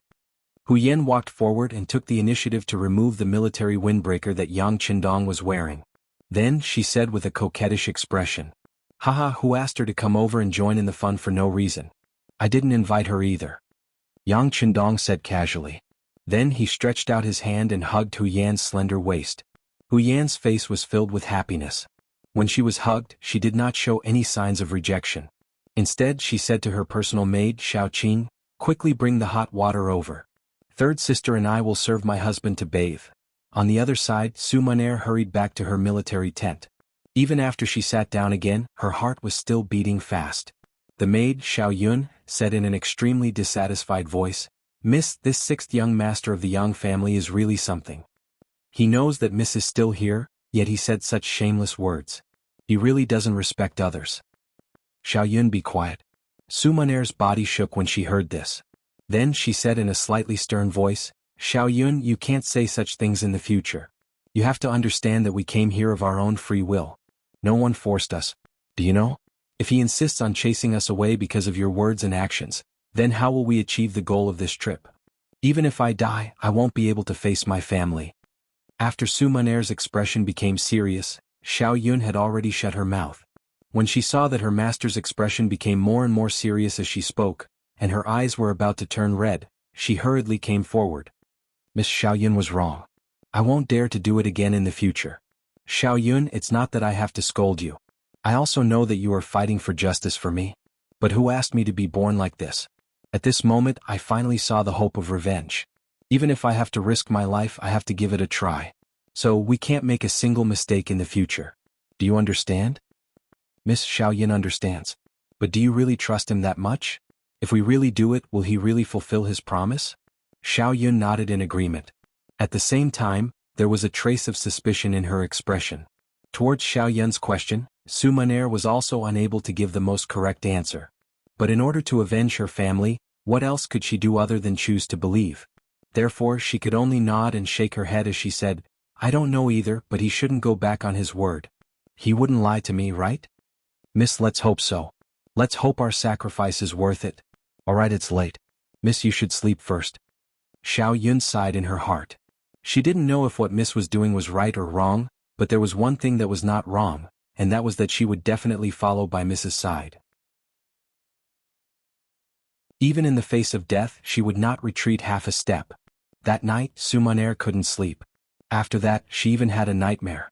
That was, she had completed her mission, but the person who promised her didn't avenge the Su family. On the contrary, the sixth young master of the Yang family, who was harmed by her, even came to question her with a bloody face. She was scared half to death in her dream. That night, Yang Qindong naturally slept extremely well. Hugging left and right, it didn't take long for him to enter a sweet dream. He really slept all the way until dawn. That night, Wang Yong didn't sleep at all. First, he cut Qing Yuan over 100 times. If he hadn't used a cloth to gag the other party's mouth earlier, he was afraid that the miserable screams that night would have caused the entire military camp to be unable to sleep peacefully. After killing Qing Yuan, Wang Yong knelt in front of Yang Qindong's tent until dawn, until Yang Qindong came out for his morning exercise. When Yang Qindong came out of the tent in camouflage clothes, Tiger's mane, who was guarding outside, jogged over. "Young master, he's been kneeling here for most of the night.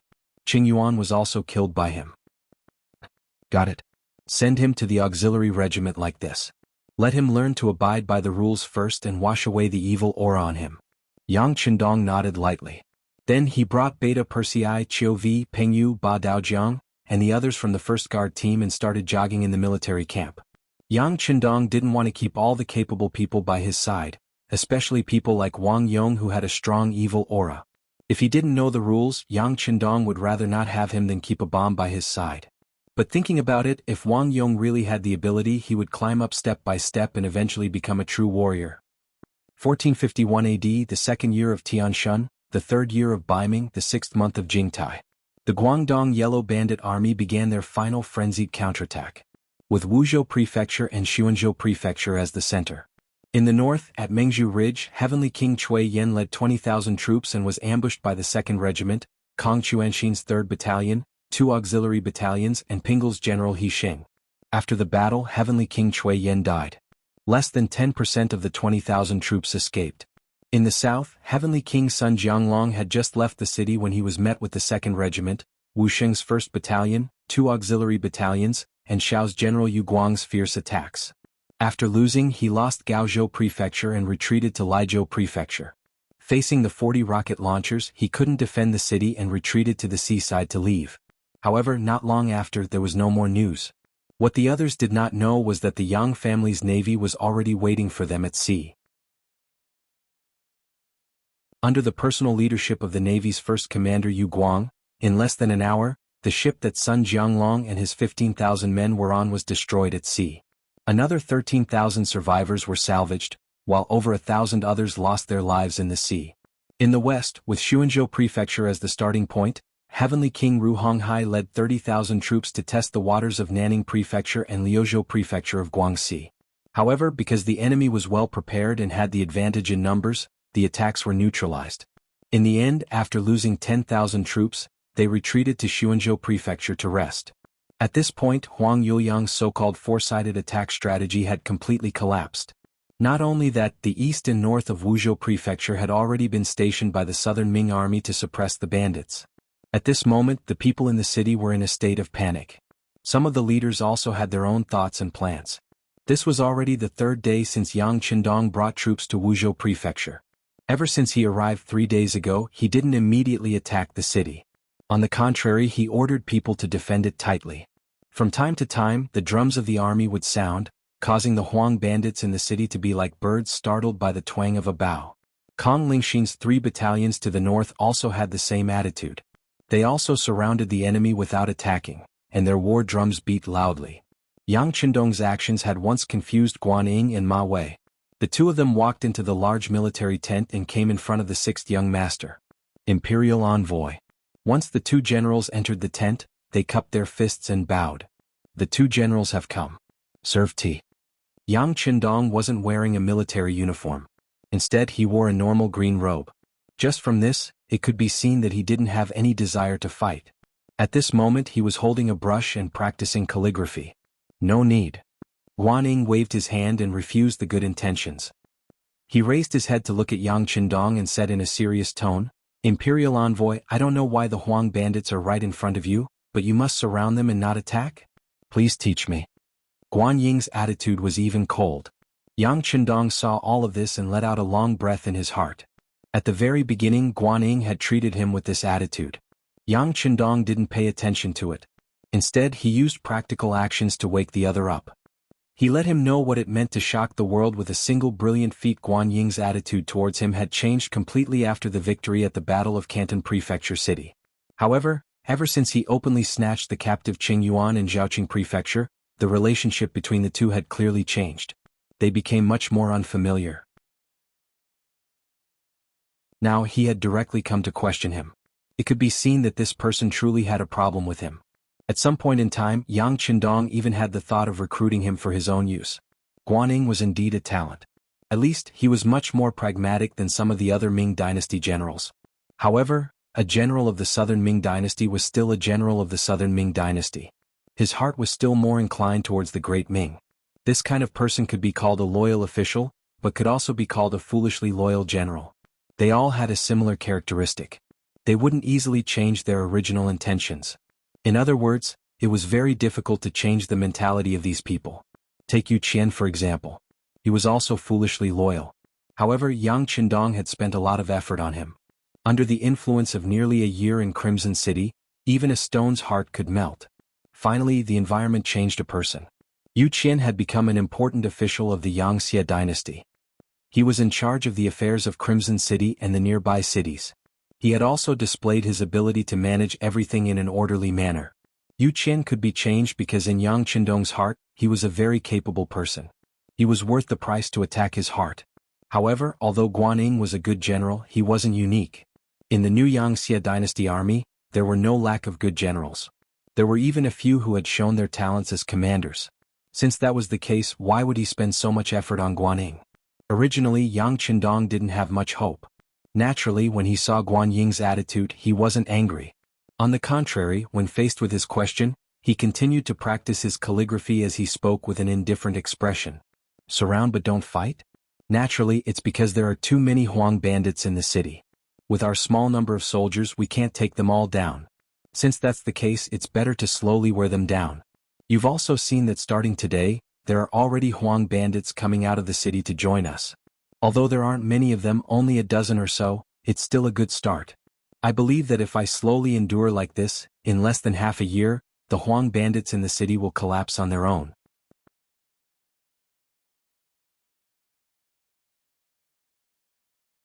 Chapter 393. What Yang Qindong said was an understatement, and the method was indeed appropriate. Based on what he said, the Huang bandit army would not all surrender in half a year. However, it would be much easier to attack the city at that time. However, how could Guanyin wait for half a year? During the chaos in Yunnan, the southern Ming army was forced to retreat step by step. The initial problem had become an existence that threatened the foundation of the country. In comparison, the Huang bandit army was not worth mentioning. Especially as the heavenly kings were either destroyed or fled in defeat, they had long become an existence that was difficult to achieve. A real man standing in the world had to do something that shocked the world. Thus, although Guanyin was still in Guangdong, his mind had long flown to the battlefield in Yunnan thousands of li away. He wanted to go there and show off his skills. However, if he wanted to go to Yunnan, the matter in Guangdong had to be resolved first. This was one of the main reasons why he had come to urge Yang Qindong. Wait. The imperial envoy can wait, but I cannot. Right now, the war in Yunnan is not going smoothly. The emperor and minister Kuang are endlessly worried. They only hope that after resolving the matter of the Huang bandit army, they can use the power of the country to quell the chaos in Yunnan. So, I asked the imperial envoy to send troops? Standing there, Guanyin once again cupped his fist and spoke. At this moment he was no longer like a subordinate. Instead, he was like a superior giving orders. Guanying's words fell into Yang Qindong's ears. He had no choice but to stop writing and stand. He then looked straight ahead and said to Guanyin, I have said that the Huang bandit army is powerful. Now is not the best time to attack the city. I will not say this a second time. Guanyin, you may leave. He did not call him General Guan and instead directly called him by his name. This already expressed Yang Qindong's anger. Ma Wei, who was accompanying Yang Qindong, saw that Yang Qindong was angry. He immediately winked at Guanyin. It was clear that he didn't want him to continue talking. However, since Guanyin had come with a determined heart, he would not back down because of one sentence. After hearing Yang Qindong's words, he shook his head. Fine. Since the imperial envoy does not think the time is right, I request to lead troops to attack the city. Please allow it. Proved. Yang Qindong agreed without hesitation. Since this person was determined to do so, he could not stop him. He would just fulfill his wish. He had not thought that Yang Qindong would agree so readily. Guanyin was first surprised, then his eyes showed gratitude. Thank you, Imperial Envoy. Guanyin left, followed by Ma Wei. As soon as they left the tent, Tiger's Mane, who was standing at the side, was puzzled. Young master, why did you agree to his request? He's a good general and he's smart. This young master is just helping him. I hope he can be a good opponent in the future. After saying that, Yang Qindong lowered his head and continued to practice his calligraphy, leaving Tiger's Mane standing there at a loss. Tiger's Mane could feel that there was a hidden meaning in the young master's words, but he still needed to figure it out himself. But he really could not figure it out for a while, so his gaze fell on Beta Persei, who was standing on the other side. Feeling Tiger's Mane's gaze, Beta Persei dodged again and again, turning a blind eye. It was not for any other reason, but because he also could not understand the hidden meaning in the young master's words. For him, there was no need to worry about these complicated things. He only needed to protect the young master's safety. As for Tiger's Mane, if he wanted to think about it, then he could think about it. If he wanted to have a headache, then he could. Seeing that Beta Persei did not look at him, Tiger's Mane secretly scolded him for being an idiot, but then he also laughed. He could not figure it out himself, so how could he not be an idiot? Not long after Guan and Ma Wei had walked out of the tent, the latter asked in confusion, "General Guan, why are you so aggressive? The imperial envoy is not to be trifled with." "Of course, I know he is not to be trifled with. I'm just expressing my position." Guan stood still and then let out a long breath as if he was very relaxed. "Expressing your position?" Ma Wei's face was full of confusion. "Yes, expressing your position. General Ma is different from me. You are the commander of the Guangdong Guards, and Guangdong has just experienced war. I'm afraid you will need to stay here to guard for a while. After everything is settled, I will return to Jingdo. When the time comes, I will be rewarded. Under the glory, I will naturally be envied. It is inevitable that there will be villains who will slander the emperor. At this time, falling out with the imperial envoy is expressing my position. This way I will not be suspected by others. This is one of the reasons. Although these few battles seem to be going smoothly, in reality, it is all due to the efforts of the imperial envoy and the mercenaries. We have always been dispensable existences. In order to prove ourselves, we need to fight a real battle. This is also where we have the opportunity to perform." Guan spoke the thoughts in his heart completely because he knew Ma Wei would not be able to return to Jingdo to take up a post for a while. To people who could not threaten him, he could open up some of his heart. Of course, if he didn't make the matter clear, Ma Wei would probably not fully cooperate with him. This would also be very difficult for him to take down Wuzhou. This was also one of the important reasons. After being said like this, Ma Wei finally understood. After sighing in his heart about Guan Ying's careful thinking and long-term vision, he immediately expressed his position. "General Guan, since it is like this, I will fully cooperate in the attack on Wuzhou. We will fight however you want." "Good, I have already ordered people to make the scaling ladders and other items needed to attack the city. They should be ready in a day. At that time we will attack the city with all our strength. The great merit will be right in front of us." Guan wanted Ma Wei to say this, so he immediately spoke excitedly. "Good," Ma Wei said in a similarly excited tone. During the chaos in Guangdong this time, as the commander of the Guangdong Guard, he was not able to quell the bandits at the first moment. He was originally guilty. Now that he had the opportunity to take the blame, of course he did not want to let it go. The two generals had the same goal. After returning to their tent, they began to prepare enthusiastically. A day later, when the wooden scaling ladders were completed, the attack on the city began. Within Wuzhou Prefecture City, in a large courtyard, a new signboard was hung high up. The two large words Zhu Manor were written on it. This was the manor of Zhu Fangyong, one of the leaders of the Huang bandit army. As a chess piece that Yang Qindong had placed in the Huang bandit army, Zhu Fangyong's performance was exceptional. After saving Huang Yuliang's life and losing 3 of the 4 heavenly kings, he had become one of young Master Huang's trusted aides. Of course, Zhu Fangyong was clear that Huang Yuliang was both wary of him and using him. Wary because of the other's nature. Using him was because there was no better general to choose from. Fortunately, Zhu Fangyong had never been of the same mind as Huang Yuliang. Thus, he was able to deal with this situation safely. As a trusted aide that Yang Qindong had placed here, he knew the direction of the situation better than anyone else in the city. He even had a rough guess of where the next step would be. Originally, everything was within his expectations. However, the Ming army suddenly attacked the city this morning. This was something that Zhu Fangyong could not understand. Based on the previous plan, they should first surround the city and wait for the morale of the city to fall into chaos before making their next move. However, why did they suddenly attack the city? Had there been a change in the plan? However, he should have been notified first. Just as Zhu Fangyong was feeling uneasy about the matter in front of him, the person in charge of communications, Lung Feng, finally appeared. The person who came was dressed as a farmer delivering vegetables. To outsiders, the reason he was called before Zhu Fangyong was because the general wanted to know the price of vegetables in the city. Zhu Fangyong was deeply trusted by Huang Yuliang, so it was normal for him to be worried. The person who came was dressed in rough clothes.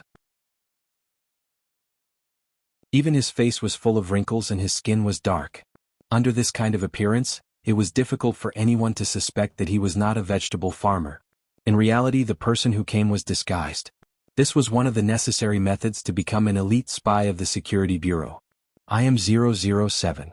You can call me 007. This is a token. When the vegetable farmer arrived in the bedroom, he no longer had the silly grin and hunched posture that he used to have in front of outsiders. Instead, he straightened his back, took out a golden token from his bosom, and presented it to Zhu Fangyong. The golden tablet was made by the military factory in Crimson City. Many modern elements were added to it. Even if others wanted to disguise it, it was impossible to do so. Zhu Fangyong had seen such a tablet before. That person was codenamed 013. Now that 007 had appeared, it was clearly of a higher level. He immediately cupped his fist and said, "Brother 007, you've worked hard. We are all working for the 6th young master. This is our duty. It can't be considered hard. However, I'm afraid that after this, Commander Zhu will really have to work hard." 007's expression carried a trace of seriousness. Following this, he explained the matter of the Ming army taking the initiative to attack, as well as the method the 6th young master had proposed to deal with it. The 6th young master's meaning is that the Ming army outside the city can be considered an elite division of the southern Ming Empire. If possible, it would be best to use the head of the Huang bandit army to exhaust them. Then, when the time is ripe, the next step of the plan can be carried out. 007 spoke as he took out a secret letter and handed it to Zhu Fangyong. "Commander Zhu, please open it on the spot and then burn it in front of me. This will allow this subordinate to return with an explanation." Well said, well said. Zhu Fangyong knew that since 007 had said this, then the secret letter had to be burned. This was actually for his own good, to prevent any evidence from being left behind. Opening the secret letter, Yang Qindong's handwriting jumped into his eyes. When Zhu Fangyong saw the 6th young master's overall plan, he couldn't help but nod his head. Good. The 6th young master's plan is good. This commander will carry it out seriously. After speaking, the dense letter was burned into ashes. Another quarter of an hour passed, and the farmer walked out of the study with a fawning look on his face. In his hand was a piece of 5 taels of silver. His smile was so brilliant that the wrinkles on his face seemed to be able to squeeze a bunch of flies to death.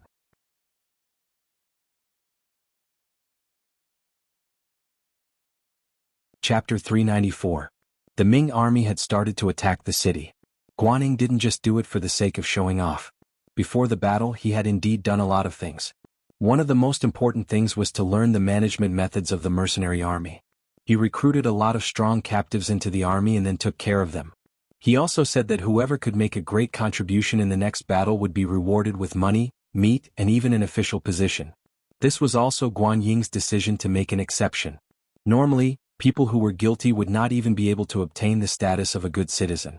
However, to be able to do well, he actually promised an official position and wealth.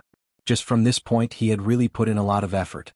Not talking about the official position, just the fact that before entering the battlefield, he had given the attacking soldiers a full meal and provided them with enough meat was enough to make many people shed tears of gratitude. The ancients also paid attention to being a ghost with a full stomach before they died. Legend had it that when they went to the netherworld they would not suffer too much. Now that they had eaten and drunk their fill, for some people they had no regrets. Using them to attack the city was indeed shocking. Just the first wave of attack had allowed them to rush up to the top of the city tower of Wuxia City. If Zhu Fangyong had not brought people over in time, this wave of attack might have broken through the city. Reality proved that as long as one used the right method, the morale of the army could be used. He called the original Huang bandit captives to the training grounds of the camp. With good wine and meat, General Guanyin, whose face was filled with excitement, was planning the attack plan for the next day. Outside the camp, some of the rich people who were originally in the Wuzhou house brought good wine and meat to help the army. To them, there were too many immovable assets in the city. The earlier they took down the city, the earlier they could take back what belonged to them and the earlier they could return to their normal lives. Within the mercenary camp, it was extremely quiet. Apart from the normal training of the soldiers, there was no other movement. Inside the large tent, it was not as peaceful as it seemed from the outside. Commander Luo Pe, Commander Lu Zhua and the others were listening to the battle reports from the front lines, waiting for the latest orders from the sixth young master. Everyone was in the tent, listening attentively to the reports from the scouts they had sent out about the scene of the siege today. When they talked about how the Ming army had actively attacked the city, how the first wave of attacks had charged up the city tower without any hesitation, and how they had almost taken down Wuzhou City, everyone's face was filled with shock. Since when did the Ming army possess such powerful combat strength? In their eyes, the Ming army was just a bunch of weaklings. They could bully the common people, but when they really faced the bandits, they would probably reveal their cowardly nature. They are not real Ming soldiers. They were chosen from the remaining captives we picked up. Guaning imitated us. After providing them with a few meals, he promised them that they would be promoted and become rich after the siege. Yang Chendong saw that everyone was discussing fervently below, with faces filled with disbelief. Thus he explained the real reason. After saying all this, Yang Chendong's gaze swept across the crowd and continued, "Reality has proven that arrogance will definitely lead to mistakes. Luckily, this time the Ming army was dealing with the yellow bandits. What if they were targeting us? If we were arrogant, wouldn't we be at a disadvantage?" Facing Yang Chendong's question, the officers first looked at each other.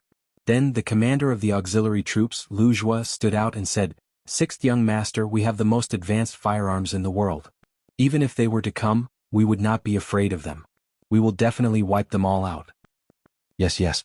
The other officers also nodded their heads, clearly agreeing with this point of view. Yang Chendong, who was sitting at the head of the table, saw that the officers were still full of confidence and could not help but twitch the corner of his mouth.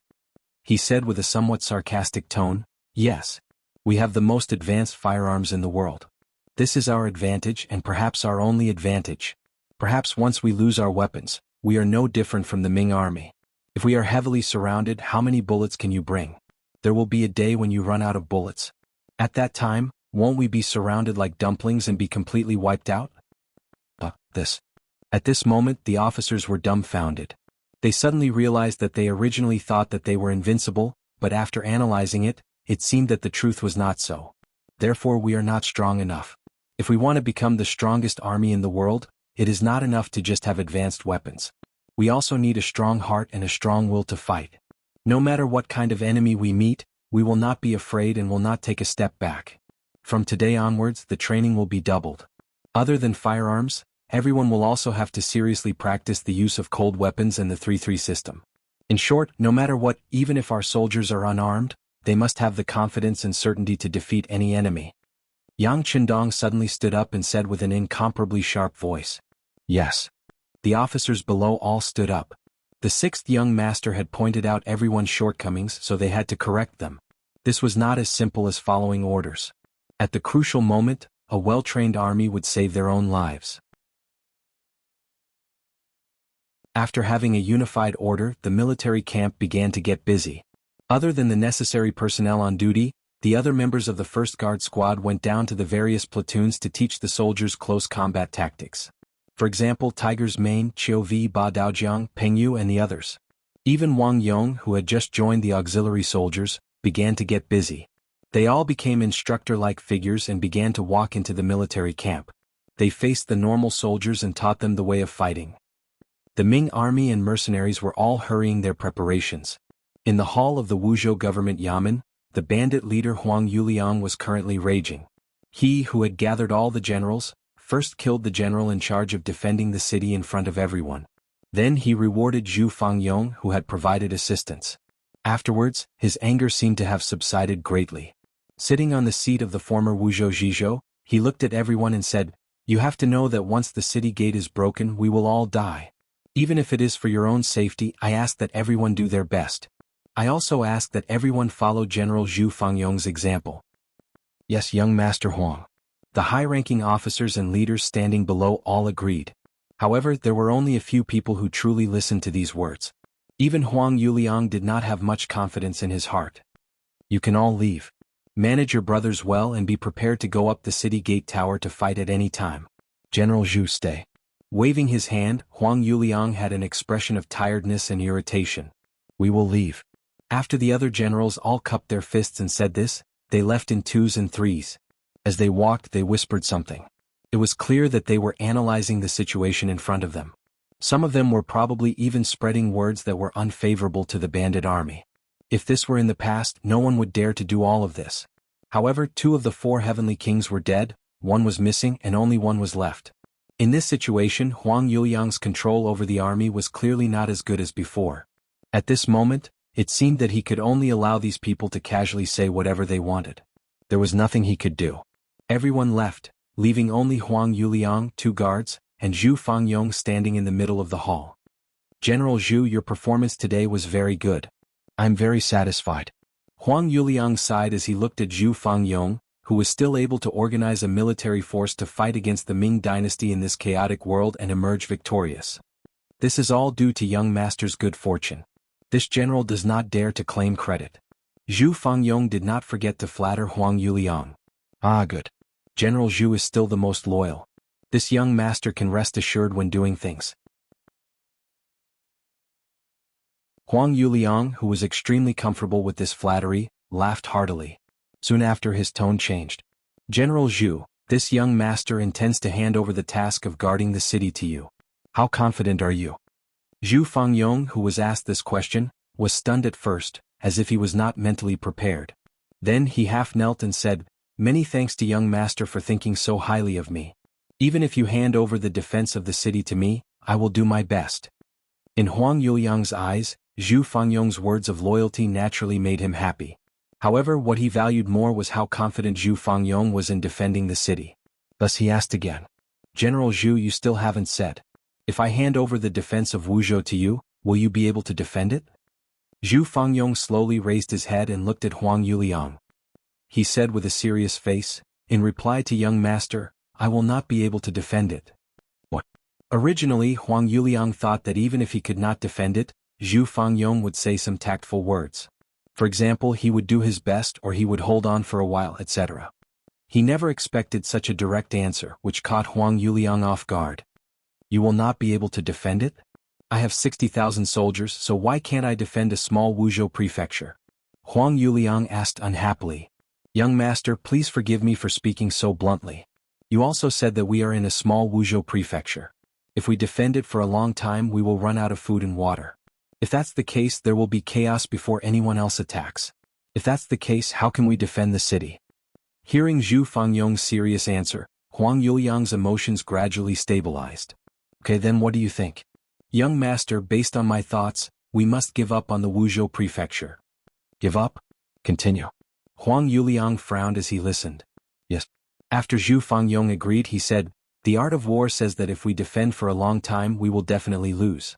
Without reinforcements, defending the Wuzhou prefecture to the death is the worst plan. There might even be no hope. Why not give up on this place and find a new place to settle down? It's like arranging for Ru Honghai to find a new place to settle down and develop. Internally, we can guard the city strictly and delay the Ming army's attack speed. At the same time, we also have to deal with the internal problems. This humble general is not talented, but I have arranged for some people to do some investigations. I found that some generals have long wanted to join the Ming army.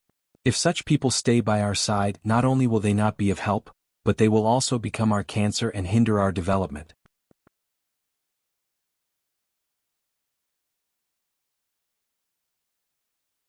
Chapter 395. Zhu Fangyong spoke with fervor and assurance, and Huang Yuliang listened very seriously. He only stopped talking after the time it took for a stick of incense to burn. Then he stared ahead without blinking, waiting for his young master to make the final decision. From Zhu Fangyong's words, Huang Yuliang knew that Zhu Fangyong had put in a lot of effort. At least, he had carefully considered their escape route. More importantly, Zhu Fangyong's words were clear and logical, and he had a plan for how to proceed step by step. This made Huang Yuliang very confident. An army was most afraid of doing things without a goal. This kind of army was like a headless fly, and was destined to have problems. From this, it could be seen how important a correct direction was. Huang Yuliang had already secretly approved of Zhu Fangyong's plan, but he still needed to ask for more details. "Yes, General Zhu, please stand up. You said that you could let Heavenly King Ru find a new location, but do you have a plan?" In reply to young master, "I do have a plan. If possible, we can let Heavenly King Ru lead the army to the vicinity of Gaozhou Prefecture. That place is vast and sparsely populated, and the territory is large. There aren't any important towns around it, so it's beneficial for us to move around there. Once the time is right, we can raise our flag again and gather a powerful army. Zhu Fangyong, who was already prepared, explained the plan in one breath. Gaozhou Prefecture?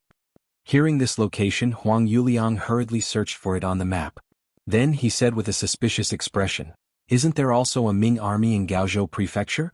Previously, Heavenly King Sun Jianglong's army was defeated there." "That's right, it's there. However, just like young master said, if you didn't expect us to go there, then the Ming army would be even more surprised. Taking them by surprise is in accordance with the art of war. We will have a chance to appear there when they least expect it. It's precisely because it's not far from the sea that we can escape into the sea if things go wrong. This way the southern Ming army, which has already restricted the sea, can't do anything to us. When that time comes, we'll be like fish in the sea." Zhu Fangyong nodded heavily with a confident expression. "Take them by surprise, take them by surprise," Huang Yuliang muttered to himself. Then, as if he had made up his mind, he slammed his fist on the desk. "All right, let's take them by surprise and kill our way out. How about this? General Zhu's suggestion just now will be approved by this young master. I'll leave the matter of city defense to you. You will also be in charge of those disloyal generals. At the same time, you will also arrange for Heavenly King Ru to secretly attack Gao Prefecture. I hope you won't disappoint me. Otherwise, you know the consequences." The reason he said that he would not be disappointed was because the failure of Zhu Fangyong's policy of attacking everywhere had not only caused the strength of the Yellow Bandit army to shrink greatly, it had also implicated Sun Jianglong and Cui Yin, the two heavenly kings, to die in battle or disappear. This time he listened to Zhu Fangyong's plan. If something went wrong again, then he would have to doubt Zhu Fangyong's intention. How intelligent was Zhu Fangyong? He naturally understood the hidden meaning in Huang Yuliang's words. He immediately cupped his fist and said, "I'm willing to guarantee with my life that as long as Heavenly King Ru is careful, once you suddenly appear in front of Gao Prefecture City, no one will be able to stop you." "Alright, haha, then this young master will take advantage of General Zhu's auspicious words." Huang Yuliang's laughter rang out in the hall. He seemed to be in a good mood at this moment. Huang Yuliang trusted Zhu Fangyong again. Even though he knew that there were risks in doing so, he didn't have any better methods to deal with the current situation. Thus, he might as well give it another try. Of course, he didn't completely trust Zhu Fangyong. He still arranged for a group of personal guards to follow Zhu Fangyong and watch his every move. If they discovered that Zhu Fangyong was doing anything improper, they would probably raise their blades and cut off his head. Zhu Fangyong didn't show any signs of resentment towards the fact that someone was watching him. On the contrary, he even entertained these people with good food and drinks. Furthermore, he would bring them along whenever he did something. He acted as if he was innocent and wasn't afraid of being investigated. After gaining Huang Yuliang's trust on the surface, Zhu Fangyong started to do things boldly. First, he captured some of the generals in the Huang bandit army who weren't ready to fight. Then he stripped them of their military power and made them his subordinates. At the same time, he strengthened the defense of the city and made it look like he was going to fight to the death with the Ming army. Zhu Fangyong's deployment was well planned and orderly. This caused the Ming army to face a lot of trouble in the next few sieges. There were many casualties in the fierce battle above and below Shuangfang City. In the end, they managed to protect the Wuxia Prefecture and didn't let the Ming army enter the city.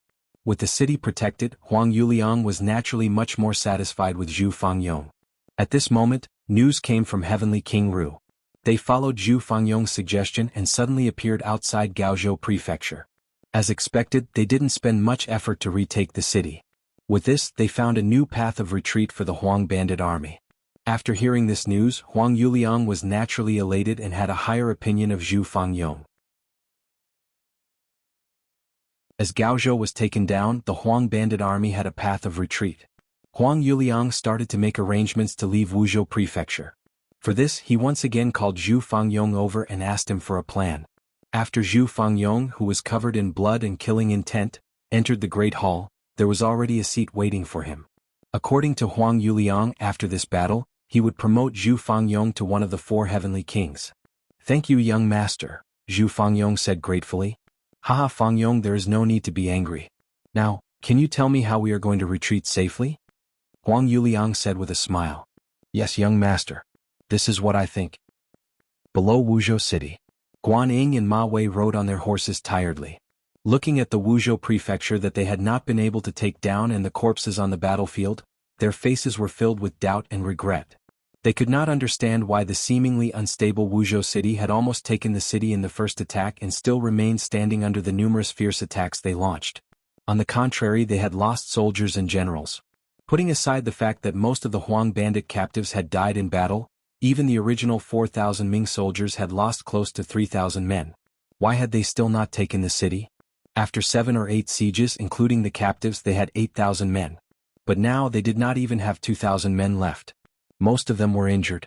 This was a result that Guan Ying and Ma Wei could not accept. Especially the latter, who had already given the order to stop the siege. Ma Wei was the commander of the Guangdong Guards. No matter if he was a general or a commander, he had to have soldiers under his feet to be able to use his power. But now he had almost used up everything, so it was no wonder that he would suddenly give the order to stop the siege. Guan Ying did not understand this matter and had even argued with Ma Wei because of it. In his words, he had lost a lot of men and was under a lot of pressure. The Huang bandit army was also not having a good time. Now it was up to who could last longer. Perhaps after another fierce siege, they would be able to take down the city tower and take down the Wuzhou prefecture. Ma Wei shook his head and did not agree with Guan Ying's words. Disregarding everything else, even if they took down the Wuzhou prefecture with the amount of military power he had, it would be difficult for them to do much. They probably did not even have enough people to watch over the captives, so how could they talk about defending the city? Ma Wei very happily rejected Guan Ying's idea of attacking the city again. He prepared to rest and build up strength. He would wait for the internal strife within Wuzhou city to happen as the imperial envoy had said so that he could benefit from it. However, just as this plan was prepared, an unexpected situation occurred. The city gates of Wuzhou prefecture suddenly opened. Thousands of people holding all kinds of weapons charged out and charged into the unprepared Ming army camp. Everything that happened so suddenly was completely out of their expectations. Caught unprepared, they were actually caught off guard by the Huang bandit army. Within the camp, many of the injured soldiers were killed. Even Guan Ying, because he could not retreat in time, was entangled with people and had an additional knife wound on his body. Fortunately, at the crucial moment, the mercenary army moved out. They held the 9.5 in their hands and shot at the Huang bandit army from a distance. Immediately after, thousands of auxiliary soldiers and temporary auxiliary soldiers suddenly charged out. Under the powerful aura, they quickly crumbled the morale of the Huang bandit army and defeated them in the Ming army camp. After the Huang bandit army soldiers who had left the city were killed or captured, the mercenary army directly charged toward Wuzhou city. Unexpectedly, it went very smoothly. Other than a few banners that the Huang bandit army had stuck into the city tower, all of the Huang bandit army had disappeared. Even most of the common people in the city had been taken away. The Wuzhou prefecture, which was almost empty, was taken down so easily. However, it was clear that Yang Qindong was not satisfied. He called over Guan Ying and Ma Wei to talk about continuing the pursuit. After the Huang bandit army has lost the Wuzhou prefecture, they have no place to stay. This is the best time to pursue and kill them. Otherwise, once they find a new place and continue to develop, it will not be long before they rise up again and become a problem for the court. Faced with Yang Qindong's righteous words, Guan Ying and Ma Wei lowered their heads. How could the two of them not understand this logic? It was just that right now they only had 1,000 soldiers. Even if General Pingle brought a few hundred people, there were less than 2,000. They could still defend Wuzhou prefecture and calm down the situation here, but if they wanted to chase after someone, they really didn't have the strength to do so. The two of them did not speak. Yang Qindong pretended not to understand and asked, "What? Do the two generals have any objections?" No. However, after attacking Wuzhou city for the past few days, our vitality has been greatly damaged. Now we lack soldiers and are trapped. It is time for us to reorganize. We really do not have the strength to chase after the Huang bandit army. This heavy responsibility will probably fall on the shoulders of the mercenary army and the imperial envoy. Ma Wei and Guan Ying spoke with pleading expressions.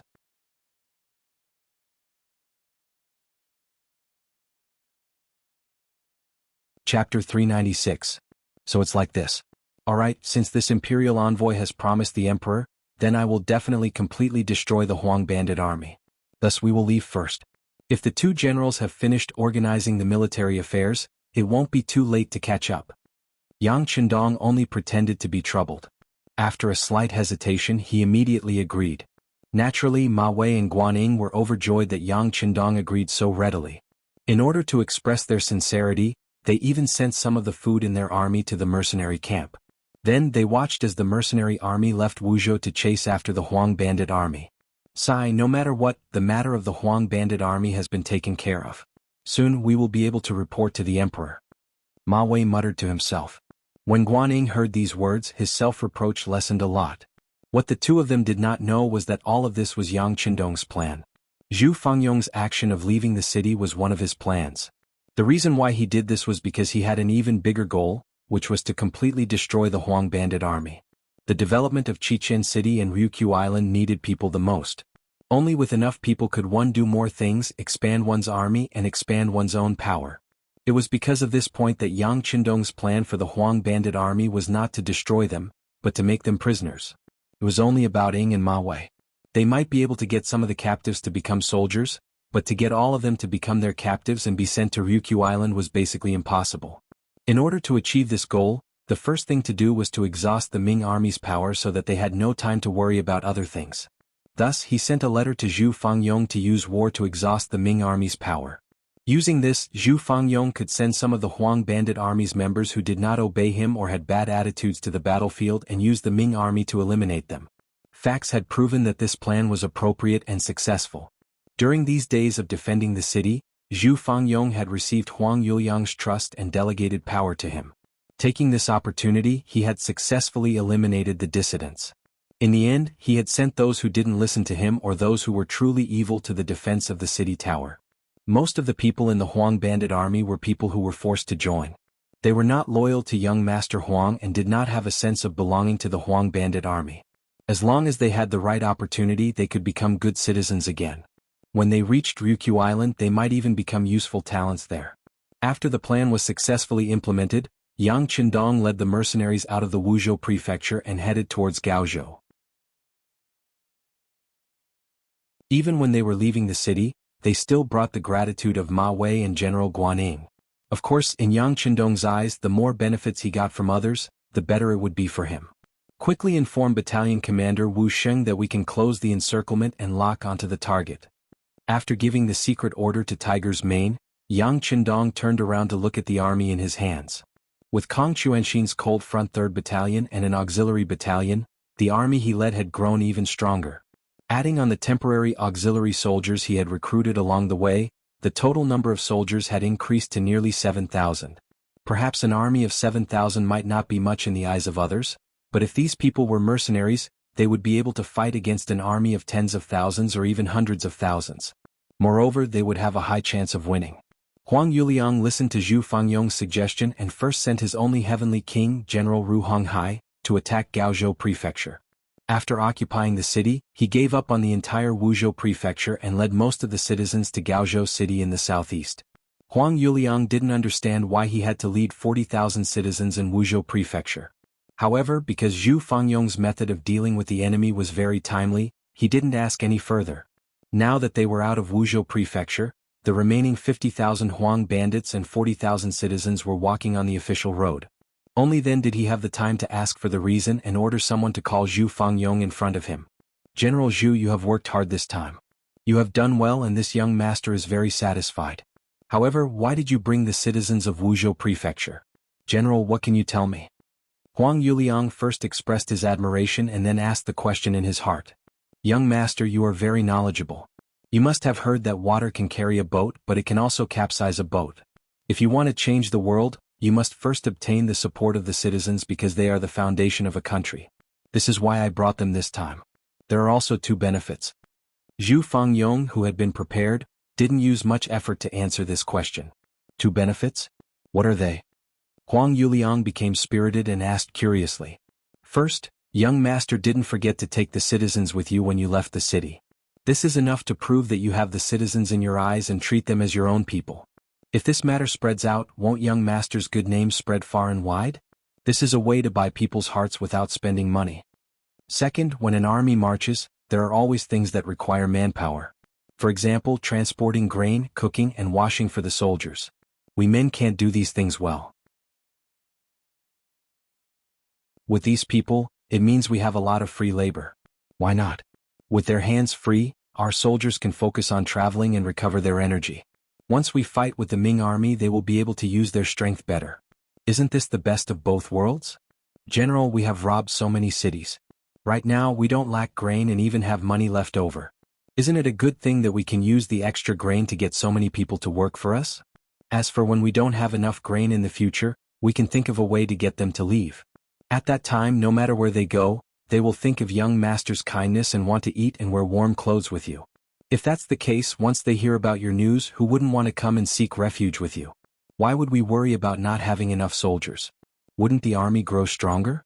Zhu Fangyong said a lot in a row. Every time he mentioned something, Huang Yuliang felt his eyes light up. Good. General Zhu is indeed far-sighted. With General Zhu, there is no need to worry about the world being unstable. Like this, from today onwards, General Zhu will be one of the 4 heavenly kings under this young master. Hearing this reward, Zhu Fangyong's heart was filled with joy. However, he still pretended to be grateful.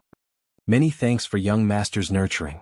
Fangyong will definitely do his best to repay young master's kindness." "Haha, well said, well said." Huang Yuliang laughed heartily. He was happy that he had obtained such a loyal and capable subordinate. However, he didn't know that from now on, his little life was in the hands of others. Zhu Fangyong had officially become one of the 4 heavenly kings. This made his authority grow unprecedentedly. Many military leaders used the opportunity to congratulate him to express their loyalty. As a result, his influence in the Huang bandit army grew larger and larger. In fact, he could even make decisions on many matters without needing to report to Huang Yuliang. All of this gave Zhu Fangyong more support for his plan to complete the 6th young master. Gaozhou Prefecture. After Heavenly King Ru Honghai used a surprise attack to occupy this place, he gradually became arrogant. As one of the old 4 heavenly kings, Ru Honghai wasn't as brave as Gung Jun, nor as tall as Cui Yen. He wasn't as familiar with naval battles as Sun Jianglong. He was able to become one of the heavenly kings mostly because of his obedient personality. Among the 4 heavenly kings, the one that Huang Yuliang trusted the most was probably the ugly and average-looking Ru Honghai. There was no one else. His luck wasn't bad and he actually managed to survive until now. He even took over Gaozhou Prefecture and found a path of retreat for his young master. This merit could be said to be great. There was also news in the army that when young Master Huang arrived at Gaozhou Prefecture, Ru Honghai would become the leader of the 4 heavenly kings. This kind of rumor naturally reached Ru Honghai's ears. It gave him a feeling of complacency, as if he didn't put the heroes of the world in his eyes. Due to his arrogance, the defense of Gaozhou Prefecture became lax. Or it could be said that Ru Honghai never thought that someone would target him. After all, from the news from the scouts, there weren't any Ming army forces near Gaozhou Prefecture. But in reality, there was a cold vanguard unit in Gaozhou City that could take his life. The leader of this unit was the Cold Vanguard 2nd Regiment 1st Battalion's commander Wu Sheng. In such a large city, as long as there were sufficient preparations, the existence of 400 people could be concealed without revealing themselves. Not to mention, these 400 people were all well-trained elites who had learned the art of camouflage. Previously, the Gaozhou Prefecture was breached by Wu Sheng and his men, which gave him ample time to hide. When Ru Honghai brought the Huang bandits into the city, the auxiliary camp retreated according to plan. Only Shao Prefecture's General Yu Guang and less than 1,000 people were left here to resist for a while before they couldn't leave. The effective resistance still existed. This strengthened Ru Honghai's belief that the Ming army was inferior to him. It also created enough opportunity for Wu Sheng and his men to stay.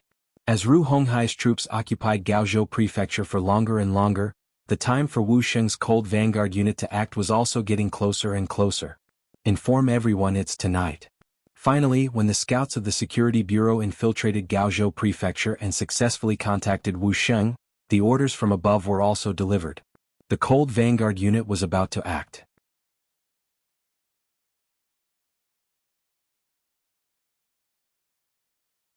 Chapter 397. A total of 4 companies of Lung Feng, in addition to Wu Sheng and the other 400 people, they dug out the 9-5 spear and camouflage uniforms that they had hidden in the courtyards and began their night raid. The Lung Feng's movements were orderly and meticulous. Every Lung Feng had their own position. For example, who was in charge of dealing with the sentries, who was in charge of stopping the attack, who was in charge of seizing the city gate, who was in charge of capturing Ru Honghai, etc. All of the plans were assigned to every soldier. As a result, when it was midnight, more than 400 people walked out of the alleys and ran towards their respective targets. The Huang bandit army was caught off guard and did not expect the danger to come from within. In front of the meticulous, agile and well-armed Lung Feng, most people did not even have the ability to fight back. Among the bodyguards protecting Ru Honghai, there were a few who had decent martial arts skills. Because of their high alertness, they were the first to notice that the atmosphere was not right and sent out a warning signal. Unfortunately, there were too few such experts. Even if they sent out a warning signal, the news could not spread out of the courtyard before the Lung Feng surrounded them began to move. Battalion Commander Wu Sheng took the lead and kicked open the door with the 95 style. Soon after, a series of gunshots rang out and the 3 strong men who had a foundation in martial arts obediently lay on the ground. When the Lung Feng rushed into the bedroom in the courtyard, they pulled out the trembling Ru Honghai from under the bed. Following Ru Honghai's capture without a leader, the Huang bandit army in the city fell into chaos. At this moment, the Lung Feng hiding in the dark suddenly made their move.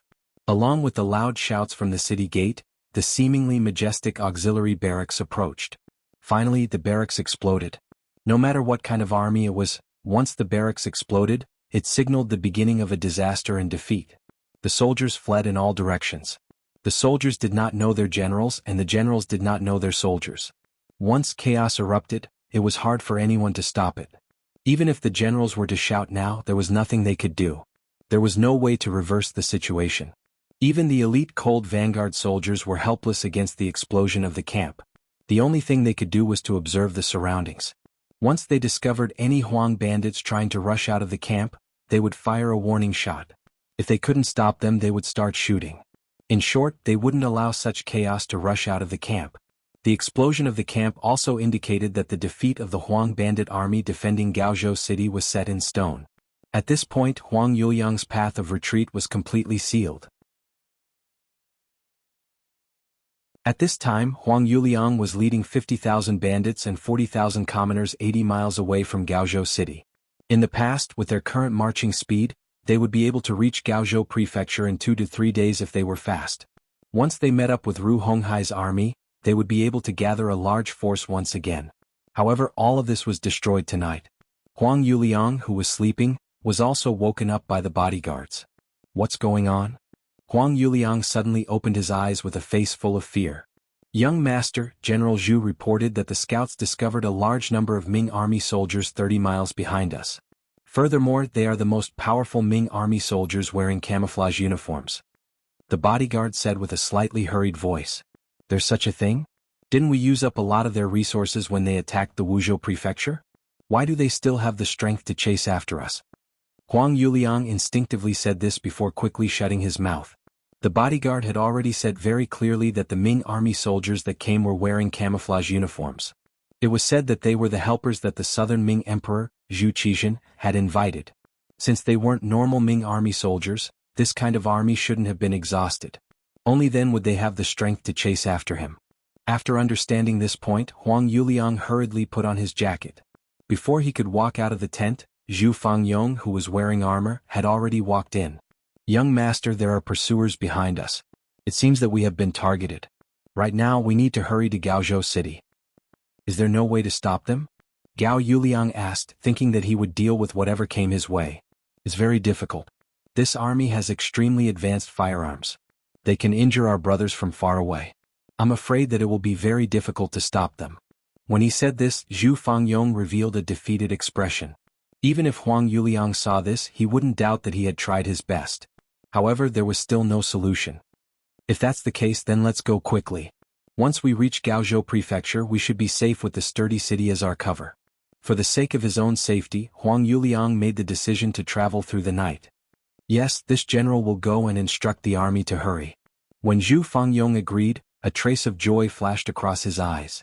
Everything was just as the sixth young master had imagined. This Huang Yuliang was truly extremely afraid of death. Since this was the case, the following process would be much easier to complete. In the dark night, the army that stretched for dozens of miles set off. From time to time, all sorts of curses could be heard from the crowd. It could be seen that both the bandits and the commoners were somewhat resistant to traveling in the middle of the night. Gaozhou City.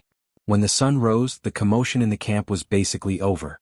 After a night of torment, the Huang bandits were also tired. In addition, they could clearly see the surroundings after the sun rose. The chaotic environment became less and less chaotic until finally, it was completely peaceful. After everything calmed down, Heavenly King Ru Honghai was escorted out of the camp by Wu Sheng and Leng Feng. When they saw that their general was captured and they were completely surrounded, the Huang bandits had no choice but to surrender. The captives threw down their weapons and walked out of the camp in batches. Wu Sheng's face was filled with joy. In just this battle alone, they had captured about 15,000 Huang bandits. Most of the people here were strong and healthy. One could imagine how many things they could do when they reached Ryukyu Island. However, just as a smile appeared on his face, a soldier came to report that the Shaozhou General Yu Guang, who had disappeared for a while, had returned. He was currently waiting at the government office. Oh, the speed of picking peaches is quite fast. Fine, since they want it, I'll give it to them. However, if they want to take these benefits from me, Wu Sheng, then they won't be able to do so. Let's see what kind of price they can pay. There was a glimmer of light in Wu Sheng's eyes. He had expected that the southern Ming army would appear early in the morning. Even if the other party did not appear, according to the 6th Young Master's plan, Gaozhou Prefecture would have to be handed over. However, taking the initiative to hand it over was one matter. If the other party wanted to take it back, it was another matter. If Wu Sheng didn't use this opportunity to slaughter his opponent, how could he have the ability to be the commander of the main force? In front of Gaozhou City's government office, Wu Sheng brought a group of Leng Feng and saw Yu Guang in armor. Yu Guang was originally riding on a tall horse, but the moment he saw Wu Sheng appear, he consciously jumped off the horse and greeted him with a smile. Commander Wu, it's been hard on you. Both sides had worked together before. They had forced Sun Jianglong, one of the 4 heavenly kings, into the sea near Gaozhou City and Laizhou City. They could be considered old acquaintances. However, this time Yu Guang was here to snatch the credit. His expression was naturally a bit unnatural. Oh, isn't this General Yu Guang? A while ago, I couldn't find you and thought that you had sacrificed your life for the country. Because of this, I felt really bad for a while. Now that I see that you're fine, I'm very happy. After these words were spoken, Yu Guang's face alternated between red and white. Last time, when Ru Honghai brought his army to Gaozhou City, Wu Sheng directly said that he was no match for him and led his army to leave. Yu Guang didn't listen and defended the city for a day. In the end, because he didn't have enough troops, he escaped from Gaozhou City. It was after that there was a gap between the two of them. Now that Wu Sheng said this to him, he was just venting his anger. Yu Guang, who knew that he was in the wrong, didn't listen to Wu Sheng when they defended the city last time. Now that he wanted to take advantage of the situation, his expression was naturally very unnatural. However, when he thought about how he could take the credit for taking down Gaozhou City, it would greatly make up for the crime of losing Gaozhou City last time. He had no choice but to bite the bullet and say, Yu Guang will remember Commander Wu's concern for me. This time I still have to thank you for helping Nanming take down Gaozhou City. Oh, this isn't a big deal. If you're willing, I can give you the credit for taking down Gaozhou City and even capturing Ru Honghai alive. However, General, you should also know that many of our brothers have died in this battle. The compensation for their families cannot be neglected. Wu Sheng said in an overbearing manner. When he heard that Wu Sheng was willing to give him all the credit, Yu Guang had long become excited. Good. How about we go into the government office to talk? Good, General Yu, please. Commander Wu, please. The two of them entered the Gaozhou City government office one after the other. What followed was naturally a round of bargaining. After 4 hours of negotiation, Wu Sheng took away 15,000 captives and 200,000 taels of silver from Yu Guang. The amount of silver wasn't much. Furthermore, Yu Guang used his identity as a general of Nanming to borrow it from the rich gentry in Gaozhou City. Even though Ru Honghai had already entered Gaozhou City, this place had also been visited by another heavenly king, Sun Jianglong. However, as the local tyrants, which one of them wasn't a crafty rabbit with 3 burrows? Many of them had already buried the silver before the situation turned bad. It wasn't something that the Huang bandits could find in a short period of time. However, Yu Guang used his identity as a general of Nanming to negotiate with the rich gentry and quickly obtained 200,000 silver.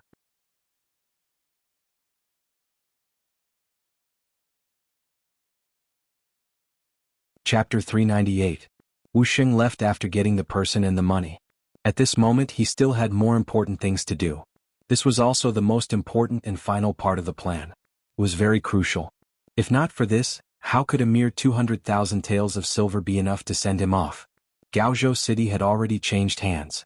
Huang Yuliang was completely unaware of this matter. It was only when the sky turned dark on the second day that the scouts at the front reported back that Heavenly King Ru Honghai had been captured by the Southern Ming Empire's army. After running for an entire day and night, whether it was the generals, soldiers, or commoners, they were all extremely tired. According to Huang Yuliang's thoughts, he had to get a good night's sleep no matter what. However, when this news came, he completely panicked. He who had no way out suddenly lost all hope. At this time, Zhu Fangyong also came in front of Huang Yuliang. "Young master, this matter is sudden, but we still have a way out." "What other way is there?" Hearing that there was still a way, Huang Yuliang, who had lost all hope for the future, regained a trace of vitality. "Young master, Gaozhou City has been occupied, but we still have Liizhou City. If not, we can still take a ship to the sea. Right now, the most important thing is to immediately arrange for people to scout the way. Also, arrange for people to buy ships with gold and silver. As long as we are on the sea, the Southern Ming army will not be able to do anything to us," Zhu Fangyong said. "That's right. As long as we are on the sea, the Southern Ming army will not be able to do anything to us." "Good, let's do that." Huang Yuliang had completely lost his ability to judge. He really did whatever Zhu Fangyong told him to do. He immediately ordered people to take a lot of gold and silver and prepare to transport it out. Then he arranged for 2,000 trusted soldiers to scout the way to Liizhou City in the sea. These 2,000 people were extremely trusted by Huang Yuliang. Most of them had followed his father, Huang Xiaoyang, into the army and were the most trustworthy existences. Even when he was in trouble, he didn't send these people out. But now, in order to find a suitable escape route, he finally sent these people out. Following the departure of these 2,000 soldiers, the only ones that Huang Yuliang could truly trust or be willing to risk their lives for him were the dozens of bodyguards around him. Because of the sudden incident, the original plan of having a good night's rest was disrupted. The army had no choice but to continue on their journey. For a moment, the curses in the army grew even louder, but this was no longer a problem that Huang Yuliang was concerned about. 30 li behind the Huang bandit army, the cold vanguard army had already stopped. They began to set up camp and cook. With the speed of the Lung Feng soldiers, it was not difficult for them to catch up with the Huang bandits. However, it would be extremely difficult for him to obtain nearly 100,000 gold coins. In order to drive them into the pocket, Yang Qindong did not ask the warriors to travel through the night. Instead, he followed them at a leisurely pace. When it was time to eat, one would eat. When it was time to sleep, one would naturally need to sleep. Not only that, in the military camp, other than the necessary troops who were responsible for keeping watch at night, the other soldiers also had a party after dinner. Third, Madame Shui and Miss Sumaner also offered up songs and dances. It was truly a joyous scene. In the process of chasing an opponent, it was probably rare to see an army like Yang Qindong who could be at a leisurely pace and even have a party in the military camp. From this, it could be seen that the result of this battle had probably been predicted by the youngest loyal and daring general of the Ming Dynasty. Furthermore, everything was developing smoothly according to his plan. It was late at night. The soldiers who were having a party had all returned to their tents to rest. However, some of the tents were still lit. For example, in the tent that Sumaner was in, the lights were not extinguished.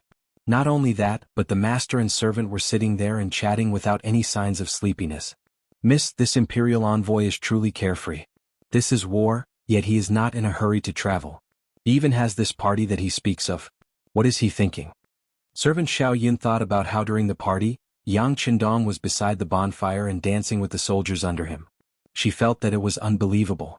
In her impression, all of the important officials were dignified and serious. They had a straight face every day as if they had the words, "Do not get close to strangers," written all over their faces. How could there be anyone like Yang Qindong who would be so close to normal soldiers? However, thinking about it from another perspective, this imperial envoy was truly too young. It was not strange for him to have such actions. However, when she thought about how this kind of person was the target of the master and servant, someone they had to kill, she couldn't help but feel a wave of self-blame and depression in her heart. In the end, Xiao Yun was still young. Although she knew what her mission was, she was still young and could easily be influenced and changed by the surrounding environment. In the beginning, she had heard that this imperial envoy was very lustful and would not shrink from any crime. Originally, there was no burden in killing this kind of person. Not to mention, once the goal was achieved, the young miss would be freed. With all these benefits, Xiao Yun agreed without much thought. However, after these days of contact, she realized that the truth was different from what she had heard. Let's just say that Yang Qindong was lustful. It had been nearly 2 months since the young miss had taken the initiative to send herself to his door, but Yang Qindong had not done anything frivolous. He even turned a blind eye to it. This was completely different from the lustful person that was said to be. Not to mention a lustful person, with Su Muner's beauty, even an ordinary man would not be able to remain indifferent. This could be seen from the cold eyes that looked at the young miss. However, Yang Qindong was able to control himself. Not only did he never show anything, but he also had very little contact. On the contrary, he took great care of them in their daily lives. In the past 2 months, Xiao Yun had come into contact with many new things such as toothpaste, toothbrush, soap, perfume, mirror, and all kinds of beautiful clothes. Yang Qindong had sent many people to deliver these things, but he did not show himself.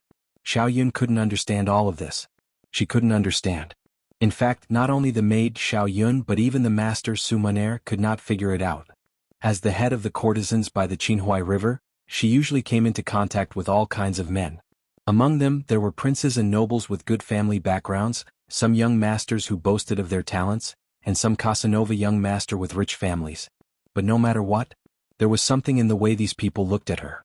It was a kind of possessiveness, a kind of desire for her body. However, this kind of gaze had never appeared in Yang Qindong's eyes, so much so that Su Muner suspected whether he was a normal man. However, this kind of suspicion was completely dispelled after she came into contact with the two madams, Hu Yen and Madame Shui.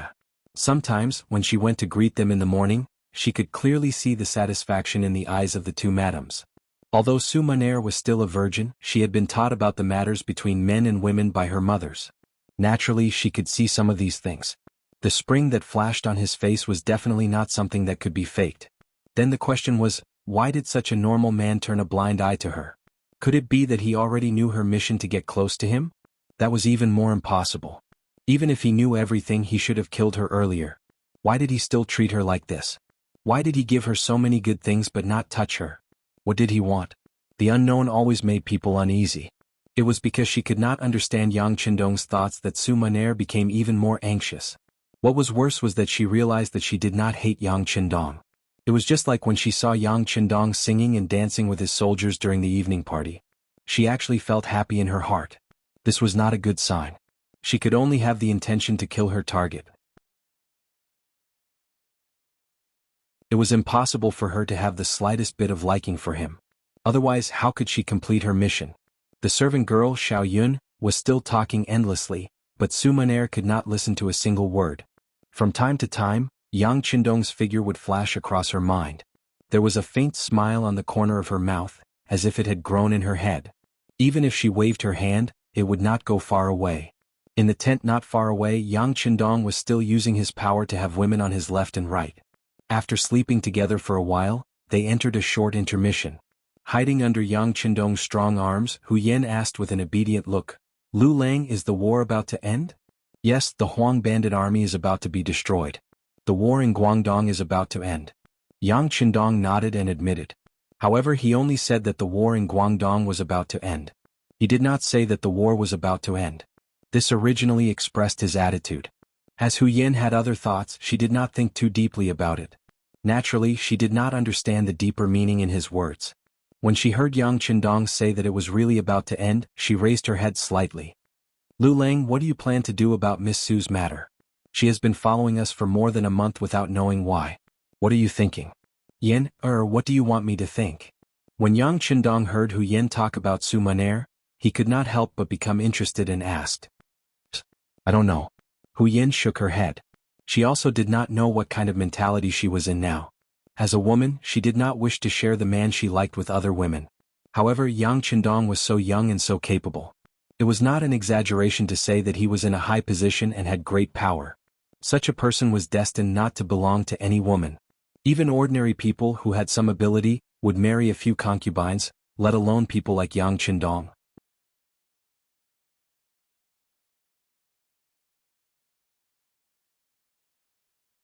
Chapter 399. In Hu Yan's eyes, Lu Lang would marry a lot of concubines in the future. As the legal wife, she was also his wife. What she could do was to arrange such things. At least, she could not let outsiders say that she was a jealous woman. This was also one of the responsibilities of a legal wife. It was because of this that she asked about Su Muner. Hu Yan did not know what Yang Qindong was thinking, so she naturally said that she did not know what to do. On the other side, Madame Shui, who was being hugged on the other side, said in a low voice, "Husband, sister, I think Miss Su is very good, especially her singing and dancing skills. I can't compare with her." "Silly girl, there are many people who are good at singing and dancing in this world. Does it mean that they are all good people?" Yang Qindong could not help laughing after hearing Madame Shui's words. "No, I can feel that Miss Su is kind in nature, but I just feel that she has something on her mind. She always gives people a feeling that she is neither close nor distant." Madame Shui was afraid to leave a silly impression in Yang Qindong's eyes, so she explained in a low voice. As soon as these words were said, Yang Qindong's expression became much more serious. Even Madame Shui could feel it. It seemed that Miss Su's mind was not small. It was not good for her health if it went on like this for a long time. Should he do something? Or could it be that some things could be laid out in the open? At this moment, many plans flashed through Yang Qindong's mind. Su Munair's matter was about to be destroyed along with the Huang bandit army. It was time to solve it. On the official road from Gaozhou to Laizhou, nearly 100,000 people were walking slowly. They had not had a good rest for 2 days and 2 nights. The mental state of the whole team was depressed to a certain extent. Huang Yuliang, who was riding on the horse, looked at all this anxiously. He could not see where the bright future lay. More importantly, the 2,000 trusted subordinates he sent out had already sent back news that they had arrived at Laizhou Prefecture and discovered the presence of the Ming army. However, their numbers did not seem to be large and they might have a chance to attack the city. However, when it came to military operations, they still needed the young master to personally give the order. After all, they originally only wanted to complete the reconnaissance mission. "Young master, the team's condition isn't good. Even if we reach Laizhou, I'm afraid we won't be able to complete the mission." Zhu Fangyong followed beside Huang Yuliang and said with a worried expression, "General Zhu, do you have any ideas?" Huang Yuliang placed his last hope on Zhu Fangyong. "Young master, I have a suggestion. We should pick out some elite soldiers and arrange for them to rest. Then we should rush to Laizhou City first and attack that place. Only then will the army have a way out." Zhu Fangyong said with a serious expression, as if he was worried about the army and the people. "All right, then I'll have to trouble General Zhu to lead the team. At this time, only General Zhu can do things personally to make this young master feel at ease." Nodding lightly, Huang Yuliang placed his last hope on Zhu Fangyong. The 4 heavenly kings under him had either died in battle, been captured, or disappeared. There were not many people in the army that he could truly trust. Even Zhu Fangyong could not make him completely trust him. However, at this moment Huang Yuliang did not have any other choice. He could only take a gamble. This. Zhu Fangyong did not immediately agree. Instead, he said with a thoughtful expression, "I do not dare to disobey young master's orders. However, if we want to storm Laizhou Prefecture, I'm afraid we will need young master's 2,000 trusted soldiers. If I may be so bold, I would like to ask young master to write a letter and have those people listen to your orders." Frowning, Huang Yuliang said with some suspicion, "Do we really need these 2,000 trusted soldiers to act personally? Can't General Zhu take a few more people from the army to storm the city?" Huang Yuliang didn't seem willing, and this was within Zhu Fangyong's expectations. Therefore, after hearing Huang Yuliang's words, Zhu Fangyong had an awkward expression on his face. "Young master, as you can see, the army has been rushing through the night, and their condition is no longer the same as before. If we don't attack Laizhou City in one go, I'm afraid that the morale of the army will be shaken. If that happens, I'm afraid that the situation won't be good." Zhu Fangyong's words were very reasonable. The art of war was about winning a battle in one go. Once the battle became a battle of attrition, there would be pursuers behind and obstructions in front. The current Huang bandit army would not be able to handle it. For the sake of the big picture and his own safety, Huang Yuliang lowered his head and thought for a few breaths of time. Then he nodded and said, "Fine, since this is the case, I will hand the 2,000 men over to General Zhu. I wish you victory." "As you wish." In the following time, Huang Yuliang personally wrote a letter to Zhu Fangyong. This was equivalent to handing over the command of the 2,000 soldiers to Zhu Fangyong. Following which, Zhu Fangyong selected 3,000 strong young men from the 50,000 strong army and rushed towards the Laizhou ahead of everyone else. Young master General Zhu left. Other than the weapons he carried with him, he did not take any gold or silver. The person in charge of watching Zhu Fangyong came to Huang Yuliang's side and reported in a small voice, "Understood." Huang Yuliang's expression clearly relaxed a lot after hearing this news. He was worried that Zhu Fangyong would think of a way to escape when he saw that the situation was not good. However, if he did not take any gold or silver with him, it was unlikely that he would not return. If this was the case, then he could relax a lot. In his heart, he prayed that Zhu Fangyong would successfully take down Lizhou City. This might be his only chance and hope to turn things around. On the second day, the army passed through 5 miles of Gaozhou City. They could already see the tall city walls in the distance. They could also see the sun and moon banners there. However, because the difference in strength between the two sides was too great, General Yu Guang, who was guarding Gaozhou City, did not have the slightest intention of going out to fight. Close to 100,000 people successfully passed through Gaozhou City. Soon after, good news came from the front lines. The letter was personally written by Zhu Fangyong. He said that he brought people to Lizhou City in the night. After reporting to his 2,000 soldiers, he launched an attack on the city at dawn. Because the soldiers sacrificed their lives and there were not many Ming Dynasty soldiers guarding Lizhou City, the battle ended in one battle. Lizhou City was now in the hands of the Huang bandit army. Haha, good. Seeing this news and seeing that the army had successfully passed through Gaozhou City, the tiredness of the past few days was swept away. Huang Yuliang finally saw a new hope. Pass down the order, the army will speed up. The sooner we reach Lizhou City, the better we can rest there and sleep for a few days. After the order was passed down, everyone's eyes were filled with hope. Their speed was even faster than before. After having a goal and hope, everyone's potential was also stimulated. Originally, it would have taken 3 days to complete the journey. However, on the second night, the army arrived at the Lizhou Prefecture city. Looking from afar, the city gates were wide open. A group of Huang bandit army were holding torches on both sides of the city gates, welcoming the young master and the army. Haha, good.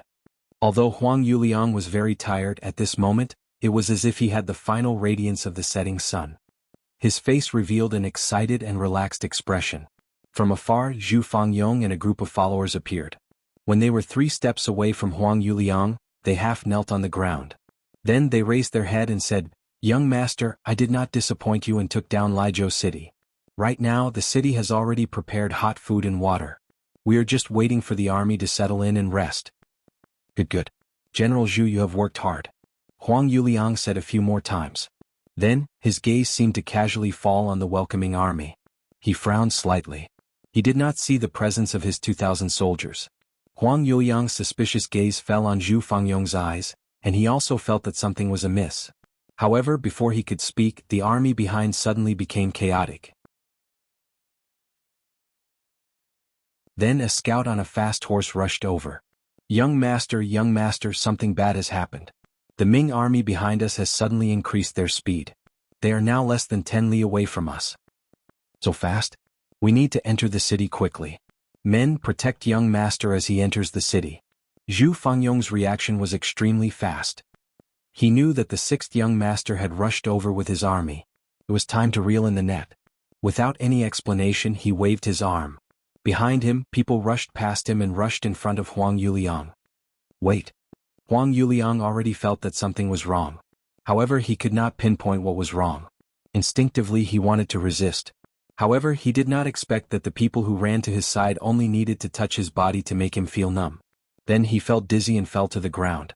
Fortunately, he was discovered and Zhu Fangyong's subordinates caught him in time.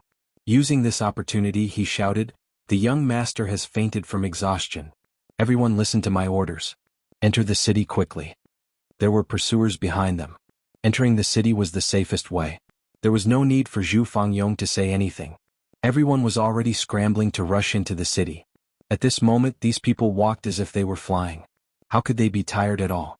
With everyone's concerted efforts, they finally entered the city when the Ming army was 2 li away from the city. The moment the heavy city gates closed, everyone heaved a sigh of relief. Immediately, many people fell to the ground and slept because they were too tired and relaxed. Some of the people who were barely holding on also entered the houses allocated to them by the city and fell asleep on their beds. A total of 50,000 Huang bandits and 40,000 commoners fell asleep in the Lizhou prefecture. Just as they fell asleep outside the city, Yang Qindong led 5,000 people into the city. At the same time, the bandit leader Huang Yuliang was led to a large courtyard in the Lizhou prefecture.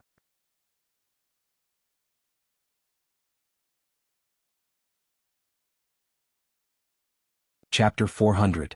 When Huang Yuliang could not see the 2,000 soldiers he sent outside the city, he began to have doubts in his heart. It was only because of the battle report from behind that he put down his thoughts and hurried into the city. However, as soon as he entered the city and entered his large courtyard, which was also when he separated from the army, over 100 vigorous men rushed out from all over the courtyard. The dozens of guards around him were quickly killed, and he was also tied up with ropes.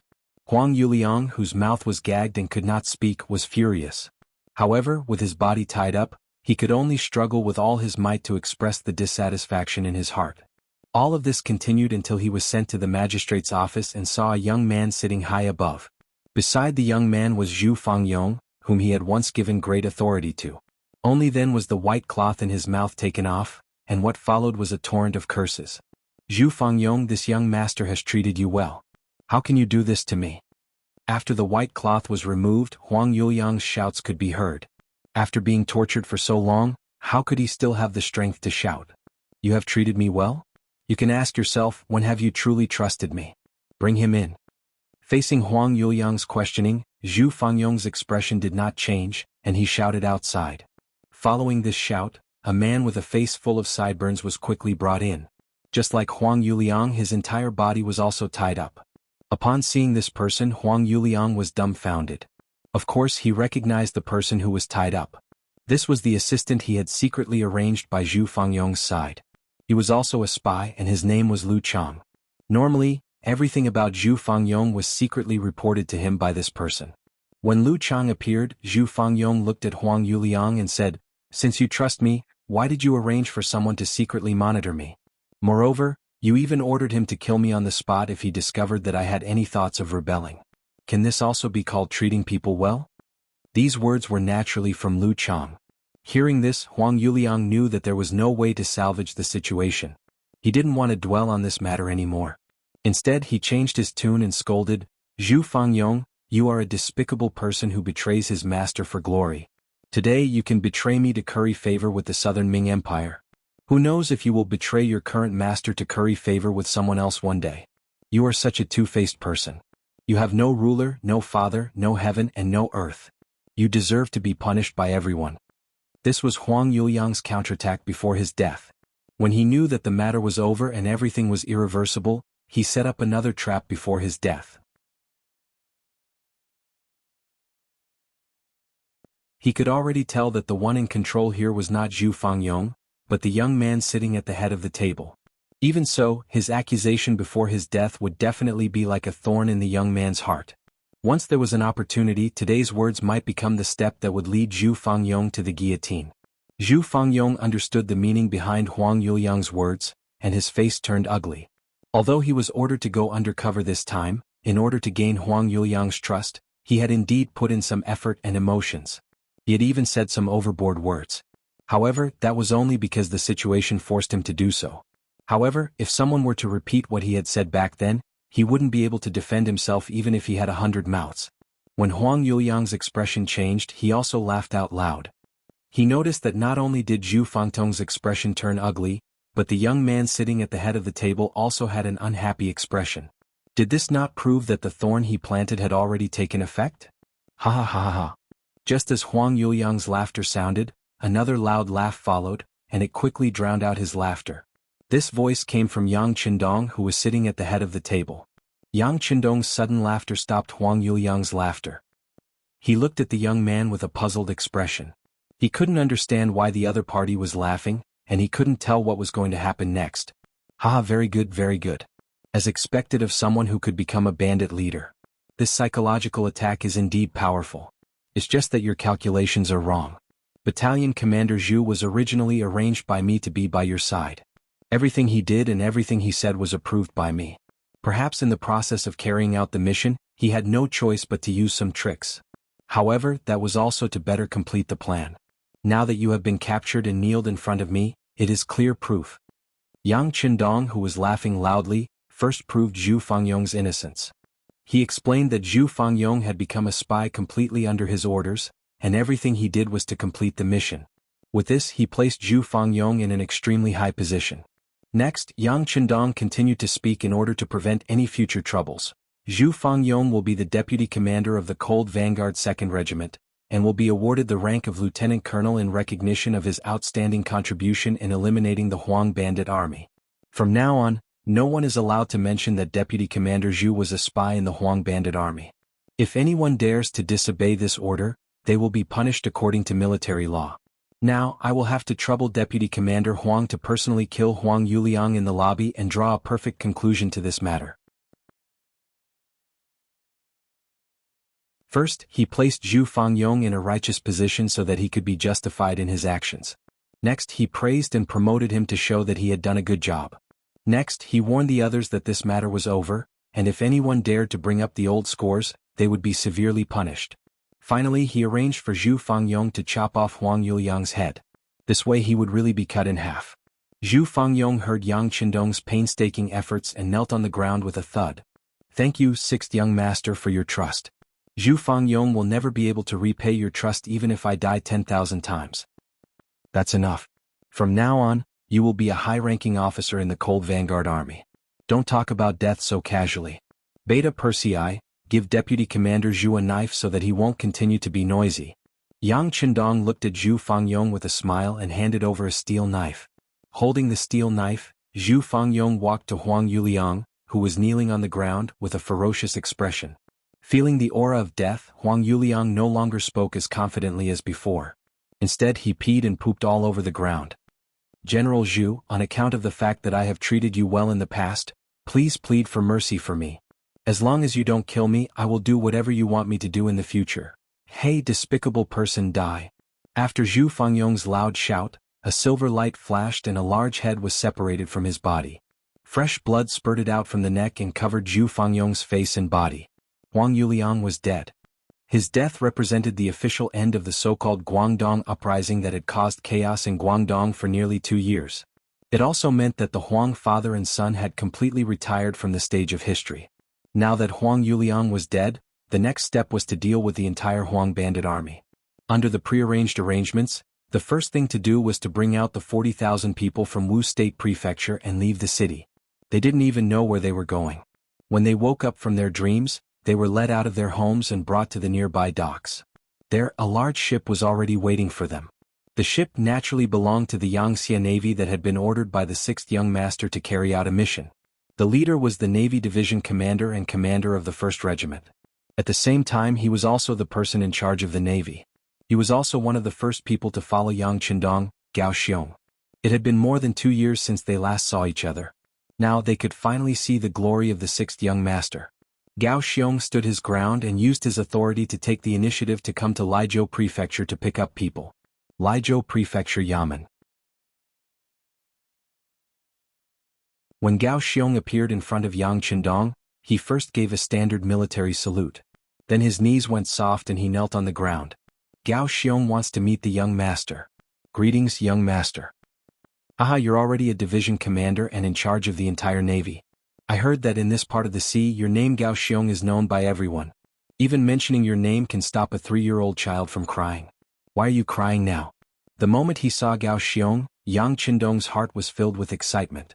This little pirate who wanted to find trouble with him but was subdued by him had finally become a general. It really made people sigh and feel gratified.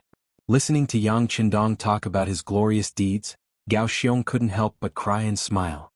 He said embarrassedly, "Young master, what I heard were rumors. I don't have that kind of ability. All of this was given to me by the young master. I was just following the orders of the young master." "Don't be arrogant. That's good. Come get up. Tell me about the situation on Ryukyu Island and what Reiken City is like." Yang Qindong nodded with praise. Gao Xiong was originally a pirate, so he was very familiar with the sea. He was also proficient in naval warfare. He was indeed a talent. However, as the Yangtze Navy continued to expand, there were many people who came to join him every day. Although there weren't many people like him, if he wanted to find them, he could always find some. But no matter how powerful those people were, it was difficult for them to be as loyal as Gao Xiong. It was this kind of loyalty that was hard to come by. The feeling of being supported and raised from a young age was not something that others could compare with. Gao Xiong, who was personally helped up by Yang Qindong, was very excited. "Young master, speaking of Little Ryukyu Island, the changes are not small. The fertile land has been mined, and factories have been built in the areas that can't be farmed. The city on the island has been reinforced with cement, and it's very different from before. But none of this can compare to the changes in Reiken City. That is a city that was built by the young master himself. Its old appearance has been replaced with a new one. The roads are straight, the streets are clean, and the city looks brand new. By the way, the rubber trees have been put into use. Factory manager Luan has already made the first batch of electric circuits according to your instructions. He has installed them in the Reiken Palace. When night falls, the place will be as bright as day. Every time this happens, the people of Reiken City will kneel on the ground and shout that it is a miracle. The second batch of boats carrying the rubber trees has already set off. According to factory manager Luan, it won't be long before electricity enters the homes of the people. When that time comes, Reiken City will become a city that never sleeps.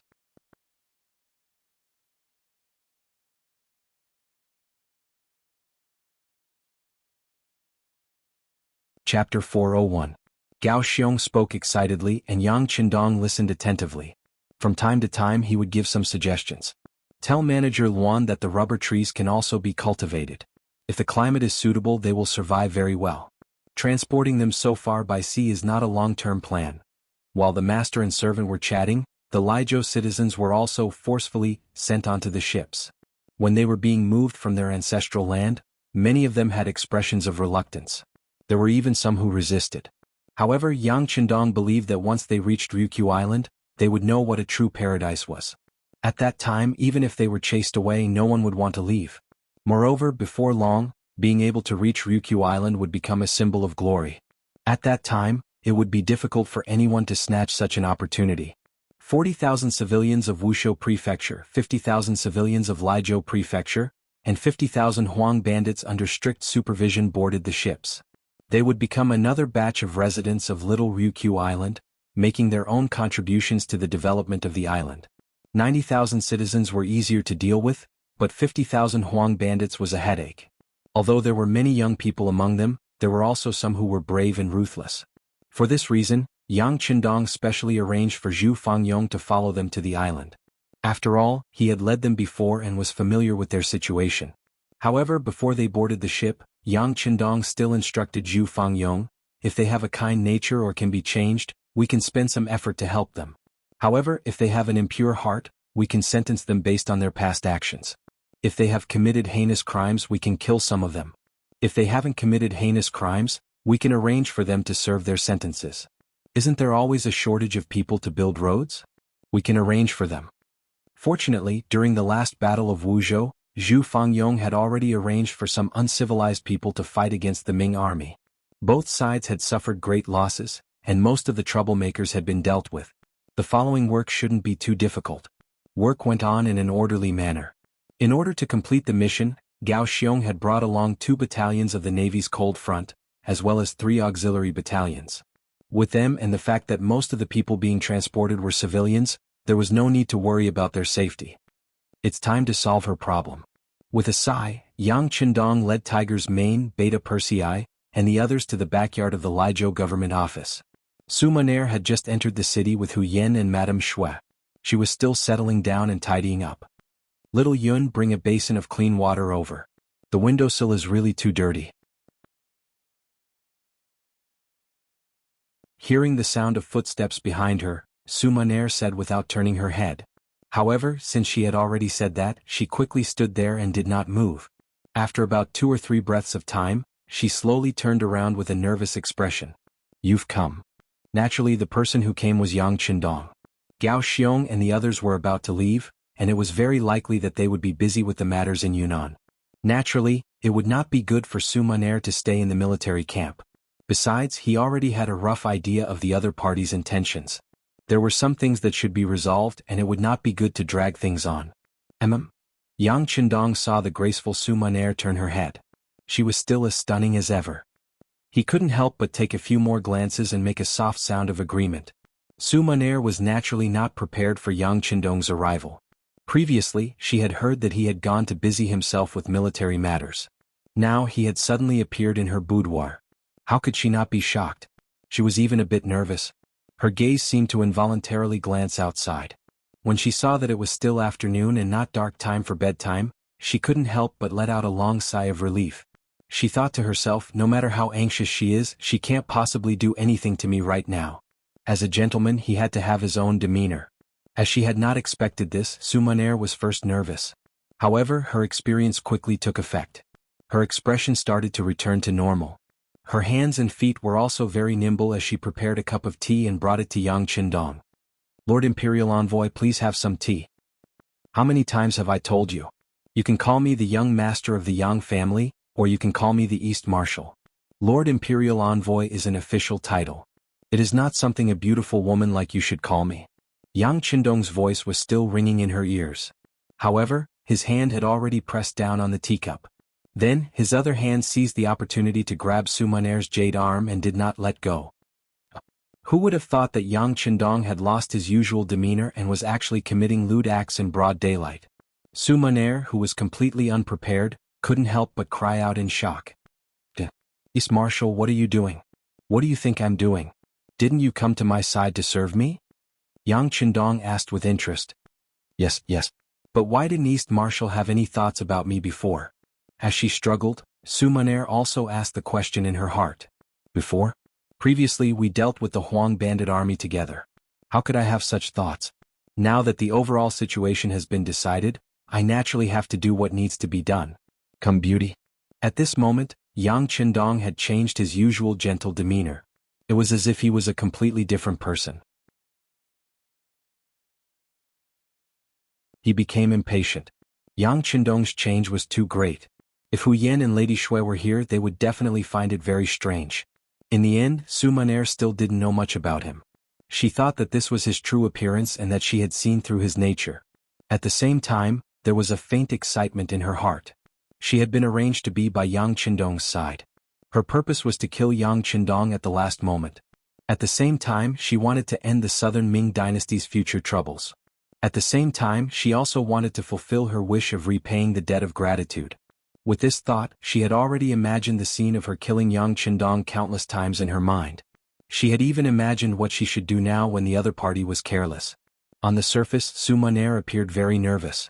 However, she was very excited in her heart. She also changed her usual dignified appearance. First she revealed a fox-like smile. Then she said, Dong Shui, don't be anxious. I'm destined to be yours. However, even if it's my first time, I have to leave a good impression. Why don't you give me some time to take a bath? This was already a form of tacit agreement. If it was any other man who heard these words, they would be overjoyed.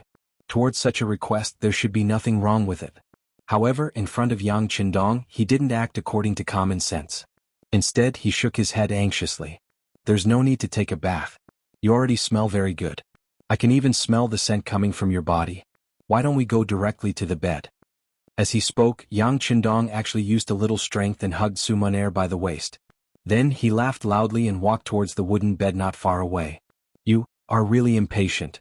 A hint of anger flashed across Sumaner's eyes. Then she regained her composure. Not only that, she even cooperated and stretched her arm backwards. Then she touched Yang Qindong's waist. She looked as if she was trying to cater to him. Pooh! Just as Yang Qindong was laughing loudly and feeling pleased with himself, the sharp hairpin suddenly pierced into his waist. On the hairpin was Sumaner's tightly clenched arm. At this moment she no longer had the expression of cater to him. Instead she was glaring angrily. Then a look of relief appeared on her face. Plop. After being pierced by the hairpin, Yang Qindong seemed to be seriously injured. His hands suddenly became weak. Then he threw Sumaner from his arms to the ground.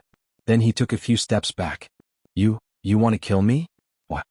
With a face full of doubt, Yang Qindong widened his eyes. It was as if he couldn't believe what was happening in front of his eyes. There's no why. It's just because you have to die. Sumaner, who had climbed up from the ground, gritted her teeth and said. Then she laughed loudly as if she had lost her mind. I didn't expect that I would really be able to complete this mission. Ah. Mission. Who gave you this mission? Could it be Zhu Qizhen from Yingzhong? Yang Qindong asked with a forceful tone. When Yang Qindong asked this question, a look of surprise flashed across Sumaner's eyes. However, when she saw the hairpin in her hand, she couldn't help but shake her head and laugh. Forget it. There's poison on my hairpin. It has already entered your body. There's no saving you. Since you're going to die, why do you still need to ask so clearly? It's precisely because I'm going to die that I want to be an understanding ghost. I don't know if you can fulfill my wish. As Yang Qindong staggered, he kicked over a wooden stool as he retreated. Finally he steadied himself. Seeing Yang Qindong in such a state, for some reason, a look of pity flashed across Su Maner's eyes. Then she slowly turned her head away. Her originally beautiful and clear eyes couldn't stop the tears from flowing down. You're crying. You still can't bear to kill me, right? You must have your reasons, right? Yang Qindong, who had noticed this scene, continued to ask questions. Don't ask any more. You're going to die and I'm going to die too. Why do you still need to be so clear? What's the point? With tears in her eyes, Su Maner, whose voice was choked with sobs, kept shaking her head. Obviously, this was a scene that she really didn't want to face. Of course there's a point. If you have no choice but to kill me, even if I die here, I can give the order not to let others make things difficult for you. In this way, although I'm going to die, you can live. Yang Hodong's tone was weak, but he still had to get to the bottom of this. No. Su Maner, who was crying, shook her head. I have to die. From the moment I got close to you, I was already a dead person. Even if you spare me, others won't let me off either. Why? Yang Qindong was close to roaring.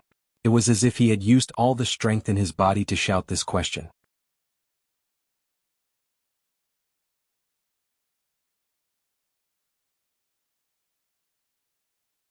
Chapter 402.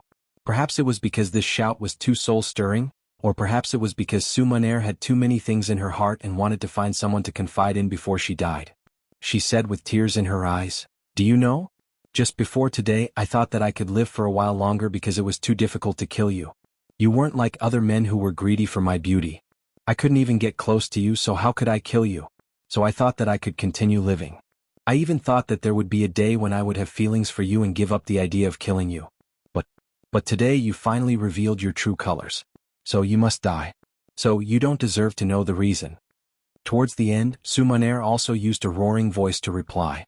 "So, you still have a good impression of me. So, you already have feelings for me, right?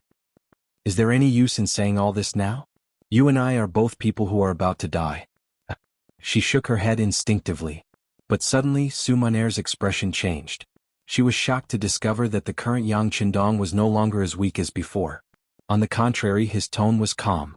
It was as if he had returned to his original expression of strategizing. At this moment, Yang Qindong was also staring at Su Maner. When he saw how shocked she was, he asked, "What you meant just now was that you have feelings for me, and if I don't die, your mission won't be completed. So you don't have to die, right?" "Yes." Instinctively, Su Maner nodded. "Good. Then young master won't die. So you don't have to die either, right?" Yang Qindong also nodded. Then he picked up the wooden stool that he had kicked down and casually sat on it. At this moment he didn't look like he was seriously injured at all and was about to die. All of this fell into Su Maner's eyes, causing her to wonder if she was hallucinating. She first rubbed her eyes hard, then said, "That's impossible. My hairpin has a huge poison on it. Once it pierces into a person's body, they will be poisoned to death." "But what if it doesn't pierce into your body?" Yang Qindong answered this question as he took off the bulletproof vest he was wearing. Since he wanted to have a showdown with Su Maner and knew that she might try to kill him, how could he not be prepared? "If I don't die, does that mean that you don't have to die?" The moment Yang Qindong stood up, Su Maner had already been petrified on the spot. First, she revealed an expression of disbelief, then her eyes were empty. It was as if all the energy in her body had been sucked out at this moment. With a plop, she sat down on the wooden chair behind her. At this moment, even Su Maner herself did not know what she was thinking. Was it the feeling of her plan failed? Or was it disappointment with a hint of joy? She couldn't explain all of this clearly. All she knew was that the moment she stabbed out with the hairpin, her heart had indeed ached fiercely. Even the words she said at the end were said in an emotional state. She was afraid that she had already forgotten how many of them were from her heart, and she was even more unable to face them. Now Yang Qindong was actually fine. That meant that she hadn't completed her mission. Then she should be sad right now. But why was there a hint of joy in her heart that she couldn't explain? Su Maner sat back down on the stool. It was Yang Qindong's turn to speak with assurance. "You don't have to ask why I'm prepared. I still have many tricks up my sleeve. Otherwise I wouldn't have lived until today. I actually know some things about you long ago, so I can understand you. You must have your own difficulties. Now I'll give you a chance. Tell me everything. No matter what the reason is, I can promise that I won't kill you. Yang Qindong's words rang out in the lady's boudoir, but he didn't get any response from Su Maner. She just sat there in a daze with a dull look in her eyes. What's wrong? Why aren't you saying anything? Didn't you say that you have a mission? What kind of mission is this? As Yang Qindong spoke, he moved closer to Su Maner. He could feel the struggle in her heart and could also imagine the entanglement in her heart. He was a little worried that she might suddenly commit suicide. He slowly moved closer and was prepared to make a move at any time. Yang Qindong's footsteps got closer and closer. The distance of 5 to 6 steps took him 3 breaths' time. Just as he was about to rush over and grab Su Maner, the lady's sleeve suddenly trembled and a copper hairpin appeared. However, this time, the hairpin that appeared did not have any intention of targeting Yang Qindong. Instead, it changed its direction and placed it on her neck. Su Maner's originally expressionless face also had a hint of blood. Don't come over. I've let you down.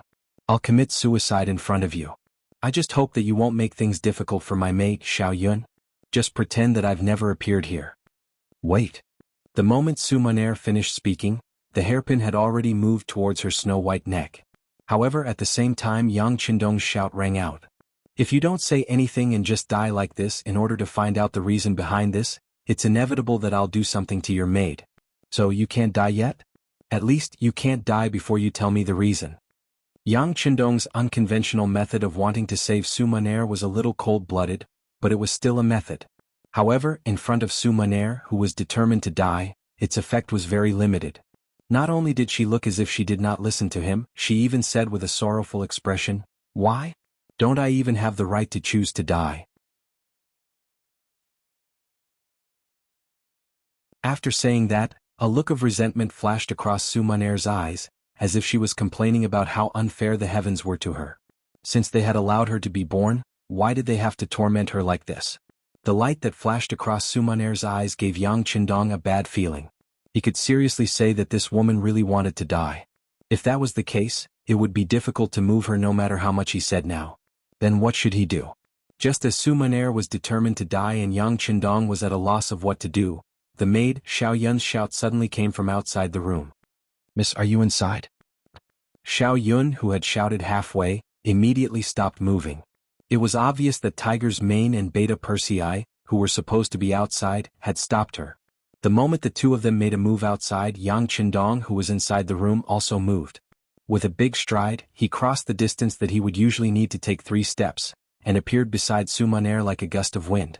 It was Xiao Yun's shout just now that caused Su Maner's face to become slightly absent-minded. This sudden opportunity was seized by Yang Qindong. He flew over and came to Su Maner's side, reaching out his hand to snatch the hairpin. Yang Qindong's speed was already very fast, and he had grasped the opportunity very accurately. However, it was as if there was God's will in the unseen world. Just as he reached out his hand to grab it, Su Maner reacted. Her arm suddenly fell, piercing straight towards her neck. Then, as her arm fell, a large hand pushed up and grabbed the delicate hand that was holding the hairpin. Even so, her movements were still slower by half a beat. The hairpin still left a small scratch on Su Maner's fair and flawless neck. Once the scratch was made, fresh blood flowed out of her body. The moment she felt that her neck was a little cold, Su Maner stopped struggling and allowed Yang Qindong to restrain her arm. She also allowed herself to be held in his arms. "It's useless. This hairpin is also coated with a strong poison. If it comes into contact with my body, I'll definitely die. I'm going to die." With an unknown emotion, Su Maner slowly said this. Then, she raised her gaze slightly and looked at Yang Qindong's face and eyes. "I'm going to die. In the future, I won't be a threat to you. I won't be in so much pain. To me, this is already a kind of release. Release my ass." Yang Qindong, who had always given off an elegant feeling, suddenly spat out vulgarities at this moment. Then he roared loudly like a male lion, "Since you've come to my side, you're my woman. Without my consent, no one can decide whether you live or die. This includes you." "But I'm still going to die, aren't I?" Seeing that Yang Qindong was angry, a smile actually bloomed on Su Maner's face. It seemed to be a satisfied smile, but more like a happy smile. "I thought that you didn't care about me at all. I thought that I couldn't enter your eyes. But now, lying in your arms, I can clearly feel your heartbeat and breathing. I can also feel that you like me, right?" As a person who was about to die, Su Maner seemed to be able to finally free her heart. Her words were much more direct than before. Yes, I like you. From the first time I saw you, I was mesmerized by you. Yang Qindong kept nodding and admitting his feelings. And you also like me, right? Otherwise you wouldn't have cried just now, right? Faced with Yang Qindong's question, Su Maner really wanted to say yes. Through these days of observation and contact, she saw all the good points of this man. He was elegant, polite, and talented. Especially his strategic attitude on the battlefield and his confidence in life with a smile. It was as if as long as he smiled, there was nothing in the world that could be difficult for him. Which young girl wouldn't like a man with such an imposing aura?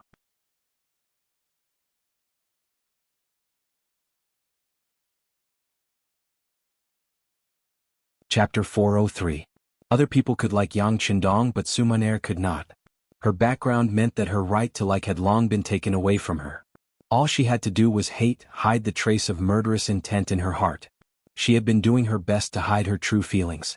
Even until her death, Su Maner still did not dare to admit it. Faced with Yang Qindong's question, she could only force a smile. I'm about to die. Is this still important? Your embrace is very comfortable. I want to sleep. I'm already very happy to be able to slowly sleep here. After saying this, Su Maner slowly closed her eyes. At the same time, a drop of sparkling tear slid out from the corner of her eye. Perhaps this teardrop represented her last breath. Perhaps when it fell to the ground she would stop breathing. No. You can't sleep. Someone come quickly.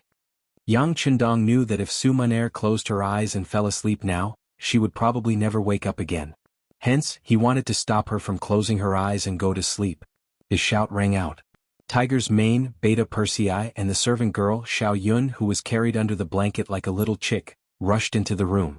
When the three of them saw Yang Qindong with a dark face and carrying the crying Su Maner in his arms, they stood rooted to the ground as if they had been struck by lightning.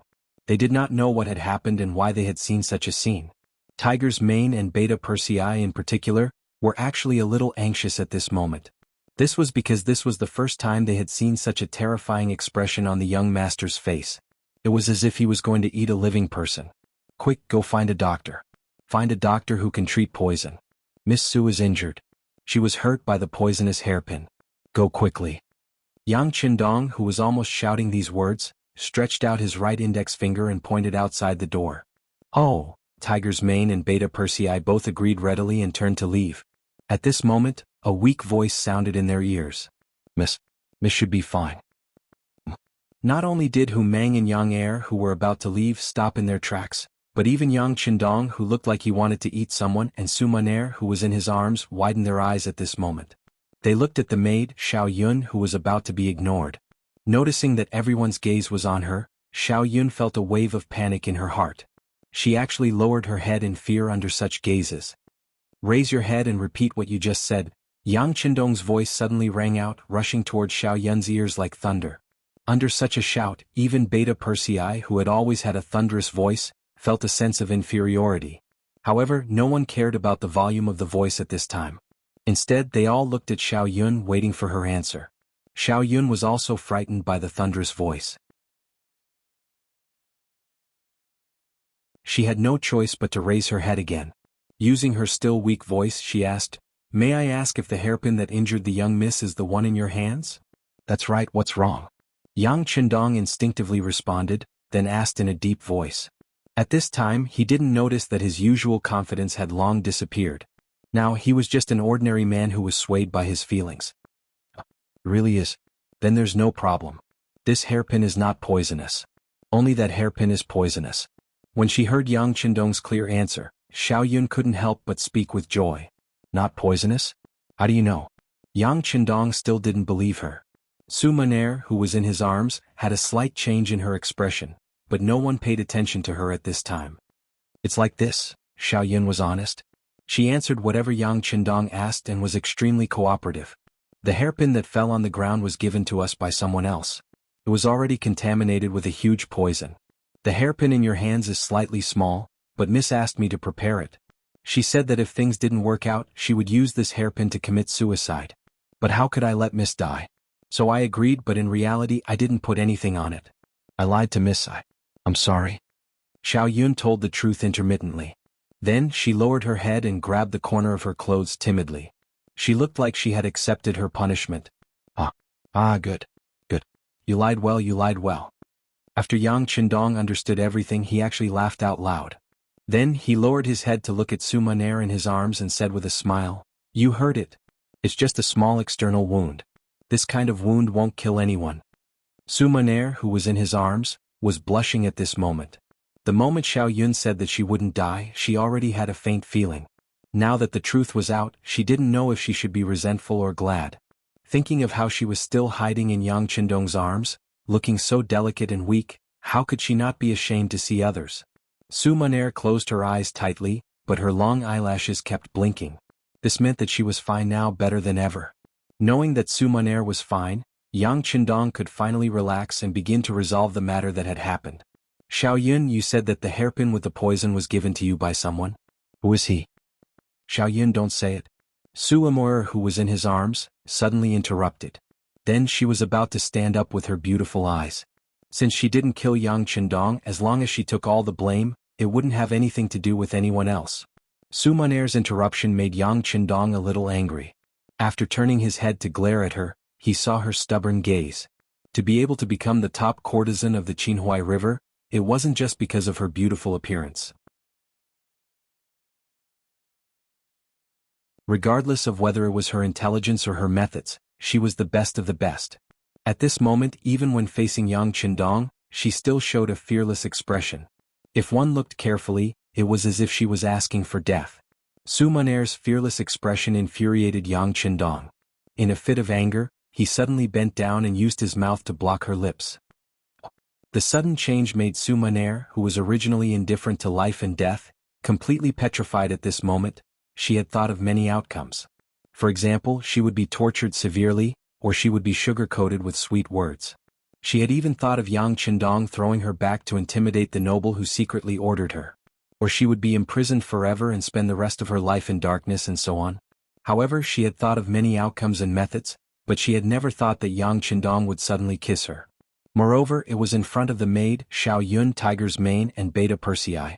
The etiquette in ancient times was very strict. Even young men and women who liked each other had to scrupulously abide by their duties in public.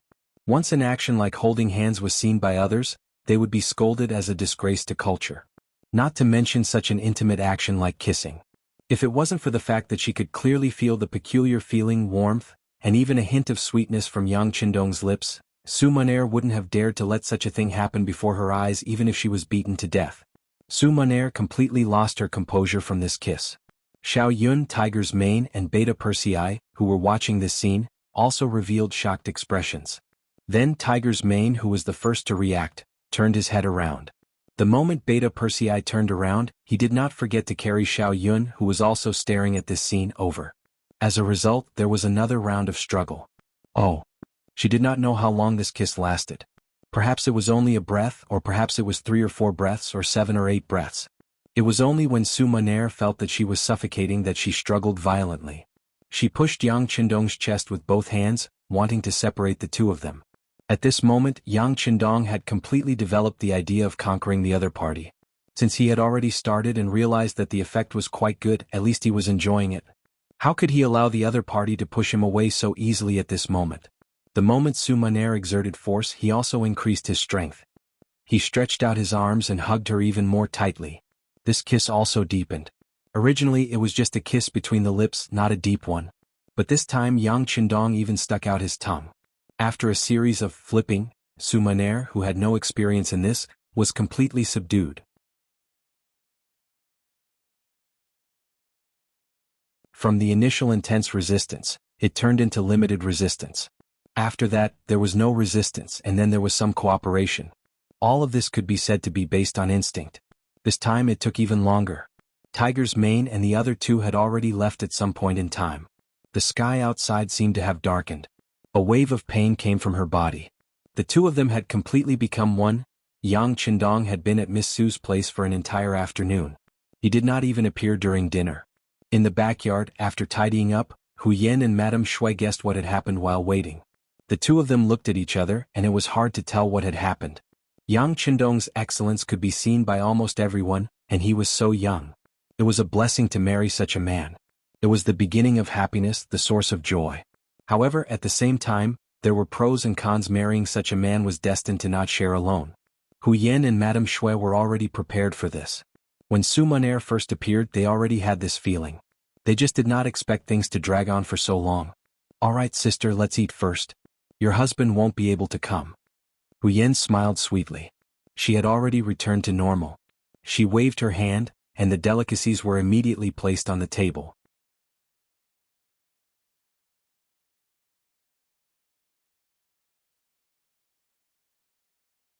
Chapter 404.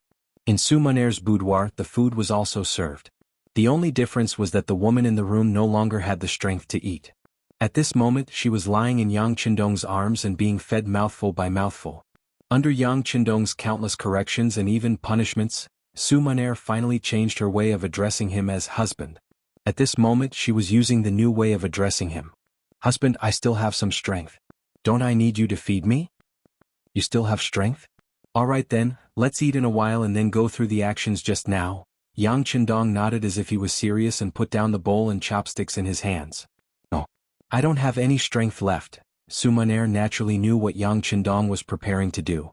She was really frightened and kept shaking her head. From the afternoon until now, more than 6 hours had passed. This man was like an ox that did not know fatigue. He did not allow her to rest for even a moment. She finally understood why Sister Hu Yan and Sister Xuanyangzi usually served him together. This man really seemed to have endless strength and energy. No one would ever know what his background was. Seeing that Su Munaer was begging for mercy, Yang Qindong then said with an uncomplaining expression, "Since you don't have any strength, then let your husband feed you." But you will spoil Munaer like this," Su Munaer said shyly, but her face was brimming with a happy smile. "I want to spoil you. You have indeed suffered too much in the years that I didn't know you. From now on, you will live the rest of your life without worrying about food and clothing. The happiness that you didn't have in the past will be given to you in double. You only need to accept it and don't reject it anymore, okay?" Yang Qindong looked into Su Munaer's eyes seriously and said affectionately. There were tears in Su Munaer's eyes again. She thought about her previous life. When she was young, she took refuge and had no one to rely on. When she grew up, she had to learn some skills in order to survive. In order to do better, she studied day and night. Later on, when she had a certain reputation, she had to deal with all kinds of men. Sometimes, when she met difficult customers, she would be mentally and physically exhausted. Many sleepless nights because of this. She did not even know what her future life would be like. Would she be like the other older sisters and find a rich man to marry? And then be trapped in a courtyard for the rest of his life? At that time he was like a small boat floating on the sea, not knowing where his next destination was. Where is the hope of life? What would happen in the future? However, things were different now. She had a husband who loved her dearly. Most importantly, this man was very outstanding. He seemed to be more outstanding than all the men she had met before. Now that he was treating her so well, she really felt like she couldn't find her bearings. "Husband, can you really always treat me well like this?" Su Munaer couldn't believe everything in front of her eyes. She was a little worried about her gains and losses. "Of course I will always treat Munaer well.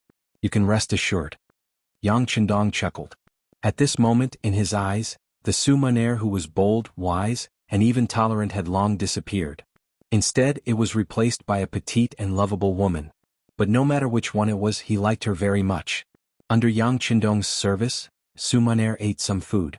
When the sky was completely dark, the two of them lay on the bed again. However, this time the two of them didn't do anything. This was naturally the result of being considerate. Because of this, Su Munaer, who felt that Yang Qindong's body had begun to change, said embarrassedly, "Husband, why don't you go look for Sister Hu Yan and Sister Xuanyangzi? Don't let yourself suffer because of me." "How can it be suffering? I'm willing to be with you.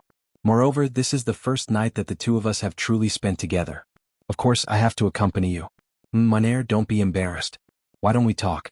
Yang Qindong hugged Su Munaer in his arms and said softly. Su Munaer nodded lightly and moved her head closer to Yang Qindong's arms. She twisted her body slightly and felt that she was in a comfortable position. Then she opened her mouth and said, "Husband, you said that you know everything about Munaer. Is that true?" "You can say that." Yang Qindong nodded. "I know that you were originally born in a big family. You have a very powerful grandfather called Su Cheng. He was once the left assistant minister of the Ministry of Rights in the capital of Nanjing. After Yang Qindong told her everything that he knew, it was Su Maner's turn to talk. Perhaps she was unable to mention these things to others. Now that she could finally open her heart and continue talking, she might as well tell him everything. In the end, without waiting for Yang Qindong to ask, she told him the reason for staying here and the mission clearly. Su Maner's grandfather was Su Cheng. When Su Cheng was sentenced to death, the Su family became a thing of the past. As the only living bloodline member of the Su family, Su Maner had a wish since she was young, and that was to redress the Su family's reputation. For this goal, she was even willing to give up everything, including her body and her only life. Becoming the #1 courtesan was a method that Su Maner wanted to use to achieve her goal. She wanted to use her beauty to build a network of connections and then use those men who had taken a fancy to her to help her achieve her goal. However, as she came into contact with more and more people, her mind became more and more mature. She realized how naive her thoughts were. Those men might want to curry favor with her and even say some unrealistic sweet nothings in order to become her son-in-law. However, all of these were just words for the sake of words. When she really asked them to do it, all of them retreated. Most of the time, before Su Maner could say anything, she would just say that there was a high-ranking official in the imperial court who was spying on her. This person was also very favored by the emperor and was one of the most important officials. She didn't want to become a canary raised by this person and wanted freedom. At that time, those so-called wealthy guests would all reveal their timid faces. Su Maner was indeed very beautiful and extremely beautiful. She also had a unique and attractive temperament that made countless men unable to stop looking at her. However, this did not mean that they could really sacrifice everything, including their lives, for this woman. Putting aside whether they had the guts or not, such an important official was not someone that those young master and young master, who only relied on their family to have a respectable status, could act brazenly. These people all retreated. They either did not want to get close to her in the future or said that they wanted to help but were unable to do so. In short, under all kinds of excuses, Su Maner was disappointed again and again. Until one day she finally saw through it. If she wanted to take revenge, it was completely useless to just look for those grand guests who liked her. Because of this, she started to feel discouraged. She even had the thought of leaving this place and finding a place where there was no one to live out her life alone. Suddenly, a group of mysterious people appeared and brought her to a completely unfamiliar place. Su Maner, who thought that she had been kidnapped, once thought of committing suicide to keep her chastity. The other party's leader suddenly said, "Do you want to die? Don't you want to take revenge for Su Qing?" With just one sentence, Su Maner's will to die disappeared. Then there was a deal to complete the mission and redress the Su family's name. Who is this person? Is it Ingzong? When Yang Qindong heard this, a cold glint flashed across his eyes. Anyone who wanted to take his life would have to be prepared to be killed by him instead. No. Out of Yang Qindong's expectations, Su Maner shook her head and denied his idea. With their current relationship, Su Maner naturally would not lie to Yang Qindong. Therefore, when she said no, the sixth young master, who believed that he could see through everything, was a little surprised. Then who could it be? Could it be that it has nothing to do with Ingzong? Yang Qindong still said with some disbelief. It was not that he did not believe Su Maner, but because he believed in his own judgment. There is some connection. At least Ingzong sent someone here before. I can see that he has taken a fancy to me and wants to take me in. But ever since that person came to talk to me, the emperor did not send anyone here. I don't know if this counts as a connection. Su Maner was very smart. From this action, she managed to deduce a clue related to Ingzong Zhu Qishan. And in that case, there is indeed some connection. At least it proves that he should know about this matter. That's right, you haven't found him yet. Who is that person? I don't think his position is too low. Otherwise, you wouldn't believe that he can redress your Su family's name. Yang Qindong nodded. He agreed with Su Maner's deduction, but he was very curious about the identity of the person who took the initiative to speak up. Without making Yang Qindong wait for long, Su Maner opened her cherry lips and said, "He is Menda." Menda? Commander of the Embroidered Uniform Guards. After Yang Qindong heard the name, he immediately said this person's official position. That's right. Su Maner was not surprised at all. Yang Qindong could be so highly regarded. If he even knew about Menda, she would feel that it was strange. Menda. Commander of the Southern Ming Embroidered Uniform Guards. It was just a third-rank official position. And when this Embroidered Uniform Guards was mentioned, everyone's first reaction would probably be that they were arrogant and domineering. In reality, the embroidered uniform guards did indeed have a lot of power. The embroidered uniform guards wore tuxedos and had embroidered spring swords at their waists. A sentence like, "Embroidered uniform guards are handling a case, pedestrians should give way," would probably scare many people. But how powerful was this arrogant commander of the embroidered uniform guards? First of all, in terms of official position, the commander of the embroidered uniform guards was only a third-rank official. His official position was not that high. However, the power of the commander of the embroidered uniform guards was through the roof. It was said that Zhu Yuanzhang was a pure peasant. Because his background was too lowly, he was always afraid that others would not accept him and want to rebel against him. Hence, he established the embroidered uniform guards. The embroidered uniform guards also became an extremely sharp sword in the hands of the emperor. The embroidered uniform guards directly received orders from the emperor. Other than the emperor, they could disobey anyone else's orders.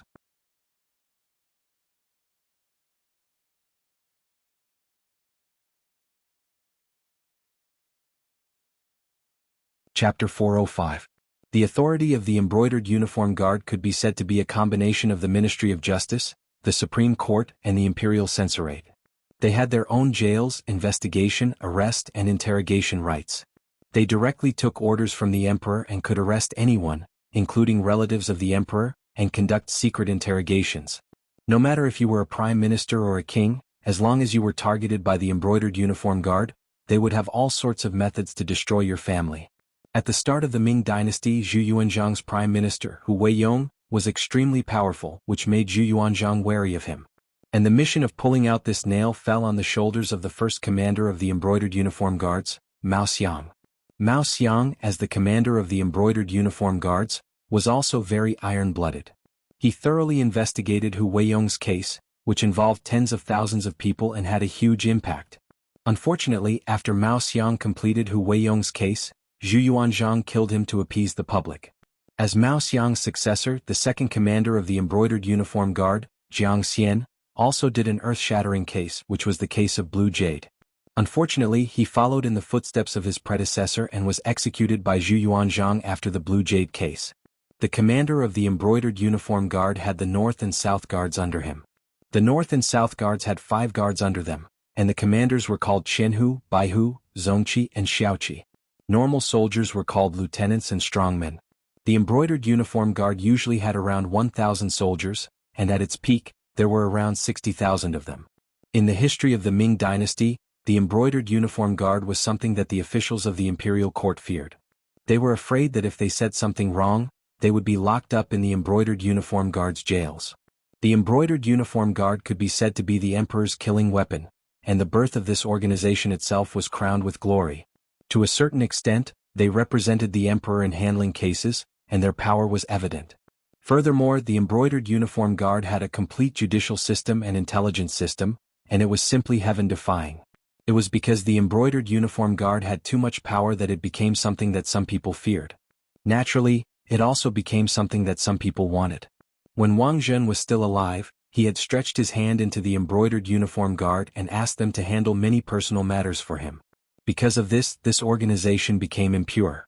Everyone wanted to arrange people here, and it was far less powerful than it was at the beginning of the Ming Dynasty. At the very least, Yang Qindong wasn't afraid of this department.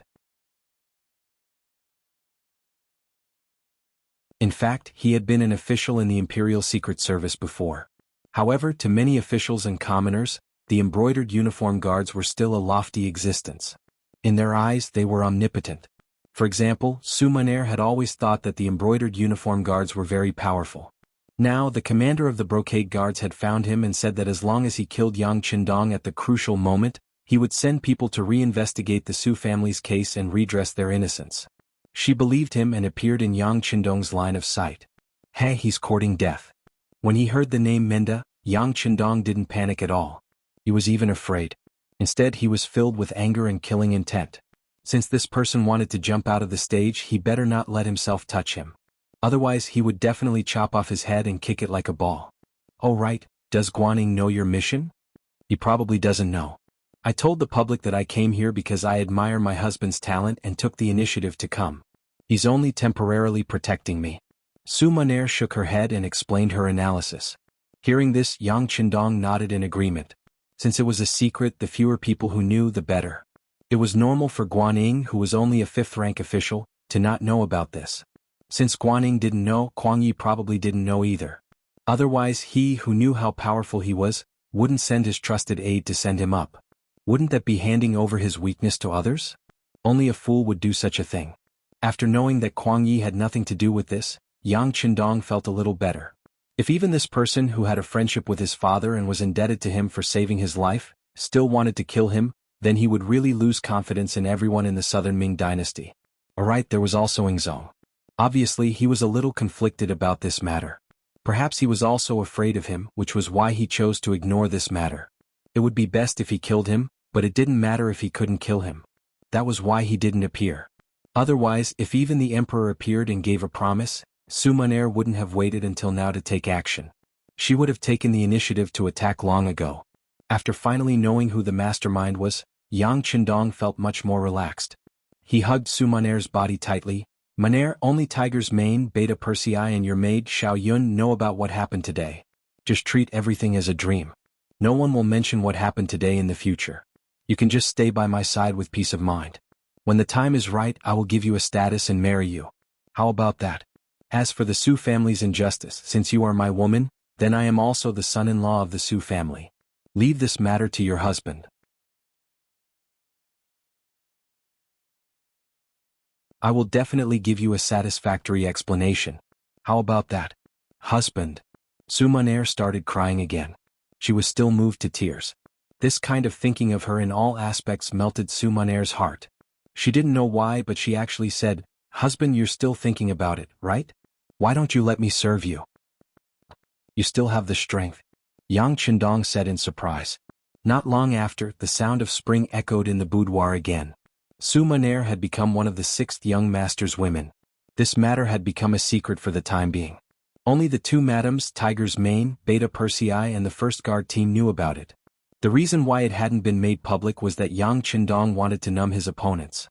Yang Xie still needed a large number of people and military strength to continue developing. Before they met the conditions, they couldn't fall out with the Ming dynasty for the time being. Because of this matter, Hu Yan and Lady Xue had both comforted Su Munaer. They said that their husbands seemed to be able to go anywhere in the world, but in reality, there were too many restrictions. Even in the southern Ming dynasty's capital, there were still 2 madams. Their husband had to take care of all of this. Su Munaer's matter could only be suppressed for now. This was also because Yang Qindong only told Hu Yan and Lady Xue that Su Munaer was sent by the southern Ming emperor to spy on him. It was only because of love that she chose to tell him everything. He didn't say anything about Su Munaer's actions because he didn't want the madams to have any knot in their hearts. Su Munaer's first thought was to redress the Su family's reputation. As for other matters, she didn't care. As long as Yang Qindong treated her well, everything would be fine. Su Munaer's matter had been temporarily resolved. If the Su family's matter wanted to be resolved, they needed an opportunity. They couldn't be too hasty. The first thing they had to resolve was the matter in front of them. After Lizhou Prefecture became an empty city, Yang Qindong ordered a large fire to burn down more than half of the place. To the outside world, it was said that it was done by the remnants of the Huang bandit army. This way many facts could be covered up. For example, the disappearance of a large number of people could be considered an explanation. After the fire in Lizhou, the people who should have left had to leave. On a flat beach near the sea, Yang Qindong personally sent everyone off. Among them were Su Munaer and her maid, Xiao Yun. Since the Huang bandit army had been destroyed, logically speaking, Su Munaer should have taken action. However, now that Yang Qindong was fine, this woman had to disappear. At the very least, she had to make sure that Menda couldn't find her. Based on the embroidered uniform guard's way of doing things, it didn't seem safe to leave her anywhere. In the end, they decided to send her to Chichen City. In Yang Qindong's words, it was to let her go there to relax. In addition, she could better display her abilities and capture the Chichen City military's song and dance troupe. This was an outstanding troupe that served the army. If used well, it would be of great use outside of the war. Just based on this, it was worthy of Yang Qindong's attention. To Su Munaer, it was a little cruel to be separated after just being together. However, she also knew that regardless of whether it was her own matter or her husband's matter, they were all important matters. In comparison, her small matter was nothing. Su Munaer agreed. She didn't cry or make a fuss. She only gave Yang Qindong a long kiss in front of Hu Yan and Lady Shui. This was also a way to declare her sovereignty, telling them that she had truly become Yang Qindong's woman. Gao Xiong and Zhu Fangyong left by boat. Yang Qindong didn't go with them to Ryukyu Island. Although he had always wanted to see the changes there, he didn't do so in the end. He knew very well that his mission hadn't been completed. Although the Huang bandit army had been eliminated, Yu Yan and Yu Lai were responsible for the Yunnan incident. Because the Great Ming Dynasty was now divided into the Northern Ming Dynasty and the Southern Ming Dynasty, many changes had occurred that were different from history. Yang Qindong wanted to interfere in Yunnan's matter and had to do so. However, there was a big difference between being asked for help and taking the initiative to help. If he was too proactive, it would inevitably make people think that he had other thoughts. This would be extremely disadvantageous for what was to come. What he needed to do now was wait. Wait for Yingzong and the Southern Ming court to be unable to hold on. Naturally, someone would come forward to ask for his help. Right now, he had only sent Huang Yuliang's head to Gaozhou Prefecture. At the same time, he brought more than 8,000 soldiers.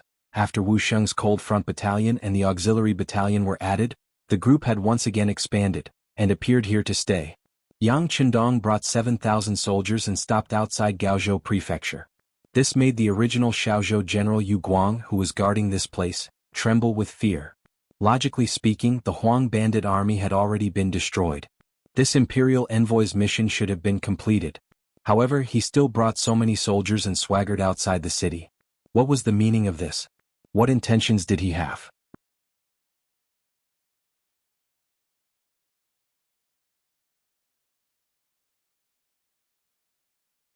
Chapter 406. If it was anyone else who dared to do this, Yu Guang would still dare to bring his troops to question them, even though he didn't have many soldiers. However, when the person he was facing was Yang Qindong, he didn't have any thoughts of questioning him. Perhaps in his eyes, as long as the other party didn't find trouble with him, he would be lucky. As for questioning him, haha, forget it. He still wanted to live for a few more days. He couldn't do anything to Yang Qindong, so Yu Guang reported the matter to Guaning and Ma Wei in Wuzhou. At the same time, he sent over the head of the bandit leader, Huang Yuliang. In Wuzhou, the frontline battle report was sent down. The Huang bandit army was destroyed and the bandit leader, Huang Yuliang, was beheaded. All of this was placed in front of Guaning and Ma Wei, making them extremely excited. However, other than the excitement, there was also bad news in front of them. The Duke of Loyalty, Yang Qindong, was leading an army of 8,000 people to rest and reorganize outside Gaozhou. This was not a normal army but a strong army that was very good at war. Facing this kind of army, even if they were given 2 or 3 times the number of soldiers, the two generals still didn't have the confidence to win. What the two of them understood even more clearly was that this so-called imperial envoy status was created to deal with the Huang bandit army. Now that the bandit threat was gone, the title of imperial envoy should also be taken back. So, why didn't he leave and instead bring so many soldiers with him? Report it. Guaning and Ma Wei looked at each other and made the same decision. It was clear that they knew themselves. They knew that in front of Yang Qindong, their ranks were not enough. Since this was the case, they could only hand over the conflict. As for what the emperor and the court decided, they only needed to obey in the future. Outside Gaozhou, Yang Qindong was indeed resting and reorganizing the army. Hundreds of thousands of Huang bandit army were destroyed. There were many people who contributed in the war, so now was the time to reward them one by one. Lung Feng contributed, so those who should be promoted were promoted, and those who should be rewarded were rewarded. Using this trip to Kaohsiung, they also brought many military medals. Now they could all be given out. After the auxiliary soldiers had performed meritorious deeds, their loyalty and culture were no longer a problem, and they were directly promoted to the Cold Vanguard. In a short period of time, the Cold Vanguard 2nd Regiment, which originally only had 1,000 people, had grown to 1,300 people. Each of the 3 battalions under his command also had 4 companies instead of 3. Don't underestimate these 300 people who had just become the Cold Vanguard. Their individual qualities were already very strong, and most of them were old auxiliary soldiers from Crimson City. Some of them had already met the requirements to enter the Cold Front, but they had not gone through the final test.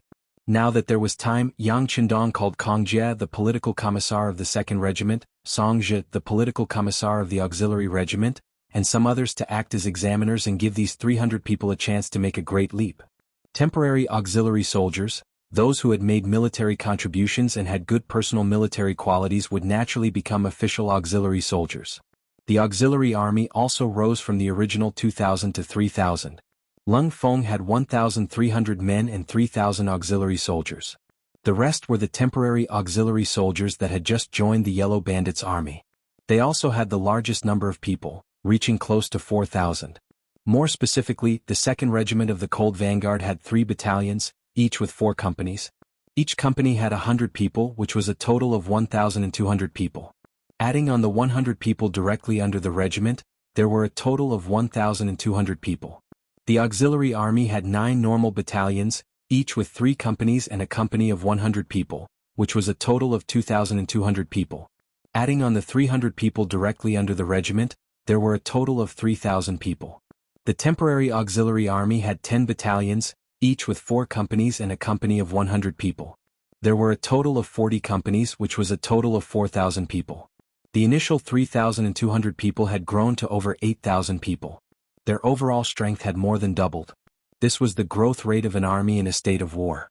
War was the best way for soldiers to advance, and at the same time, it was the best whetstone for an army that had been through hundreds of battles. The rest and reorganization work was still ongoing.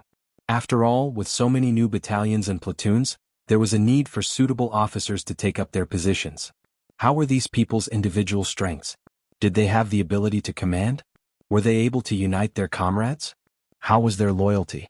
They had to be tested one by one.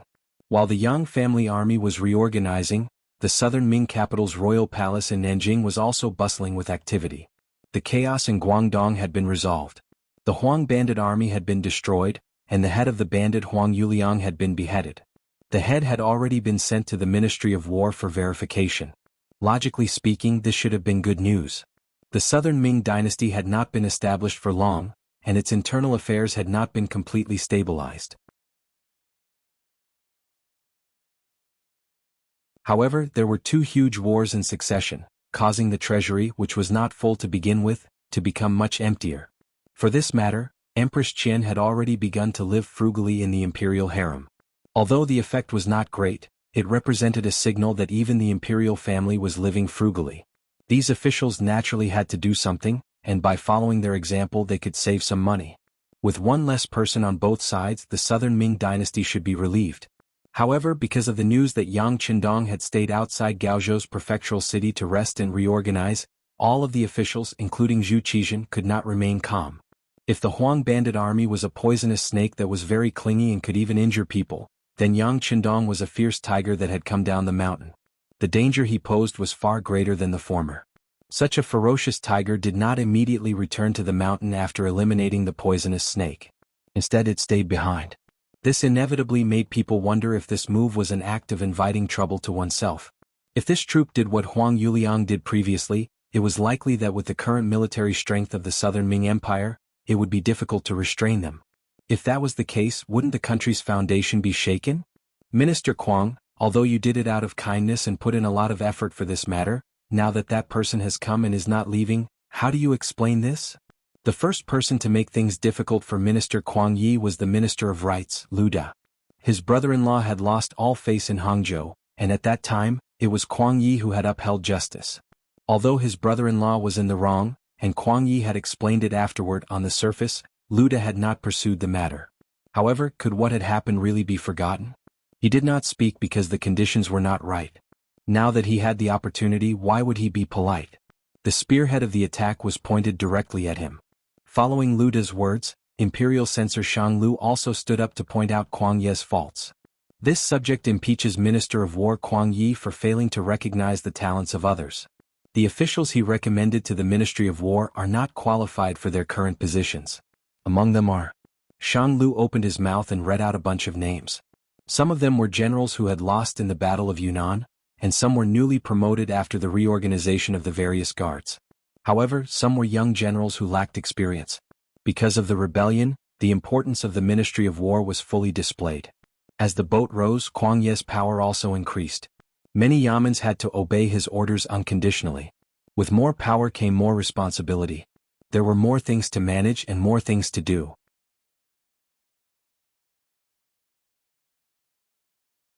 Naturally, there were more people to offend. Originally, the existence of the 6 ministries was a place of checks and balances. Even if some departments had more power, it would be limited. However, when the Ministry of War held great power and was above the other 5 ministries, it was natural that it would arouse public anger. As the imperial censor, Shang Lu had already received a lot of criticism from officials.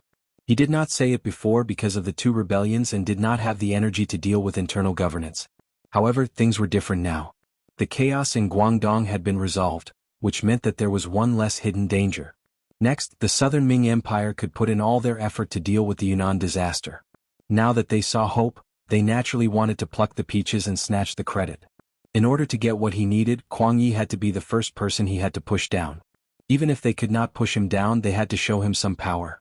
They had to let him know that there were some people that could not be offended, and some benefits could not be obtained alone. Lu De did it out of selfishness while Shang Lu did it out of righteousness. However, no matter what, the spearhead was pointed at this old minister of war. When these words were spoken in the court, Kuang Yi held back his trembling right hand and slowly closed his eyes. There was a saying that if one did not seek death, one would not die. Similarly, if one did not do anything, there would be no problems. Kuang Yi, who wholeheartedly served the country, was close to 70 years old. He had been in charge of the Ministry of War for decades and was very proficient in this. It was because of this that he found that many people were incompetent, which greatly affected the development of the Nanming army. As such, he punished some of the generals who were paid without pay and reported fake achievements and replaced them with a group of young generals, hoping that they could change the current Nanming military affairs. This was naturally correct, but it would also affect some people who held real power. It was equivalent to touching the cake in their hands. Just ask? Which general who was paid without pay and reported fake achievements did not have anyone behind him? Even if he did not have a backer in the beginning, once he had money, he would go to the capital to find a backer and find a so-called escape route for himself. The so-called running official was not a specialty of any dynasty, but it had existed since ancient times. As such, Kuang Ye's actions were equivalent to touching a lot of benefits. Right now, only Lu Da and Shang Lu stood up. This was already giving him a lot of face. This was also because he did not go overboard when he made his move. Otherwise, according to his intentions, 80% of the generals in the various guard stations would have to be replaced. If that was the case, he would really incite public anger. This time, there would not be only 2 people who stood out to criticize him. Kuang Yi slowly closed his eyes.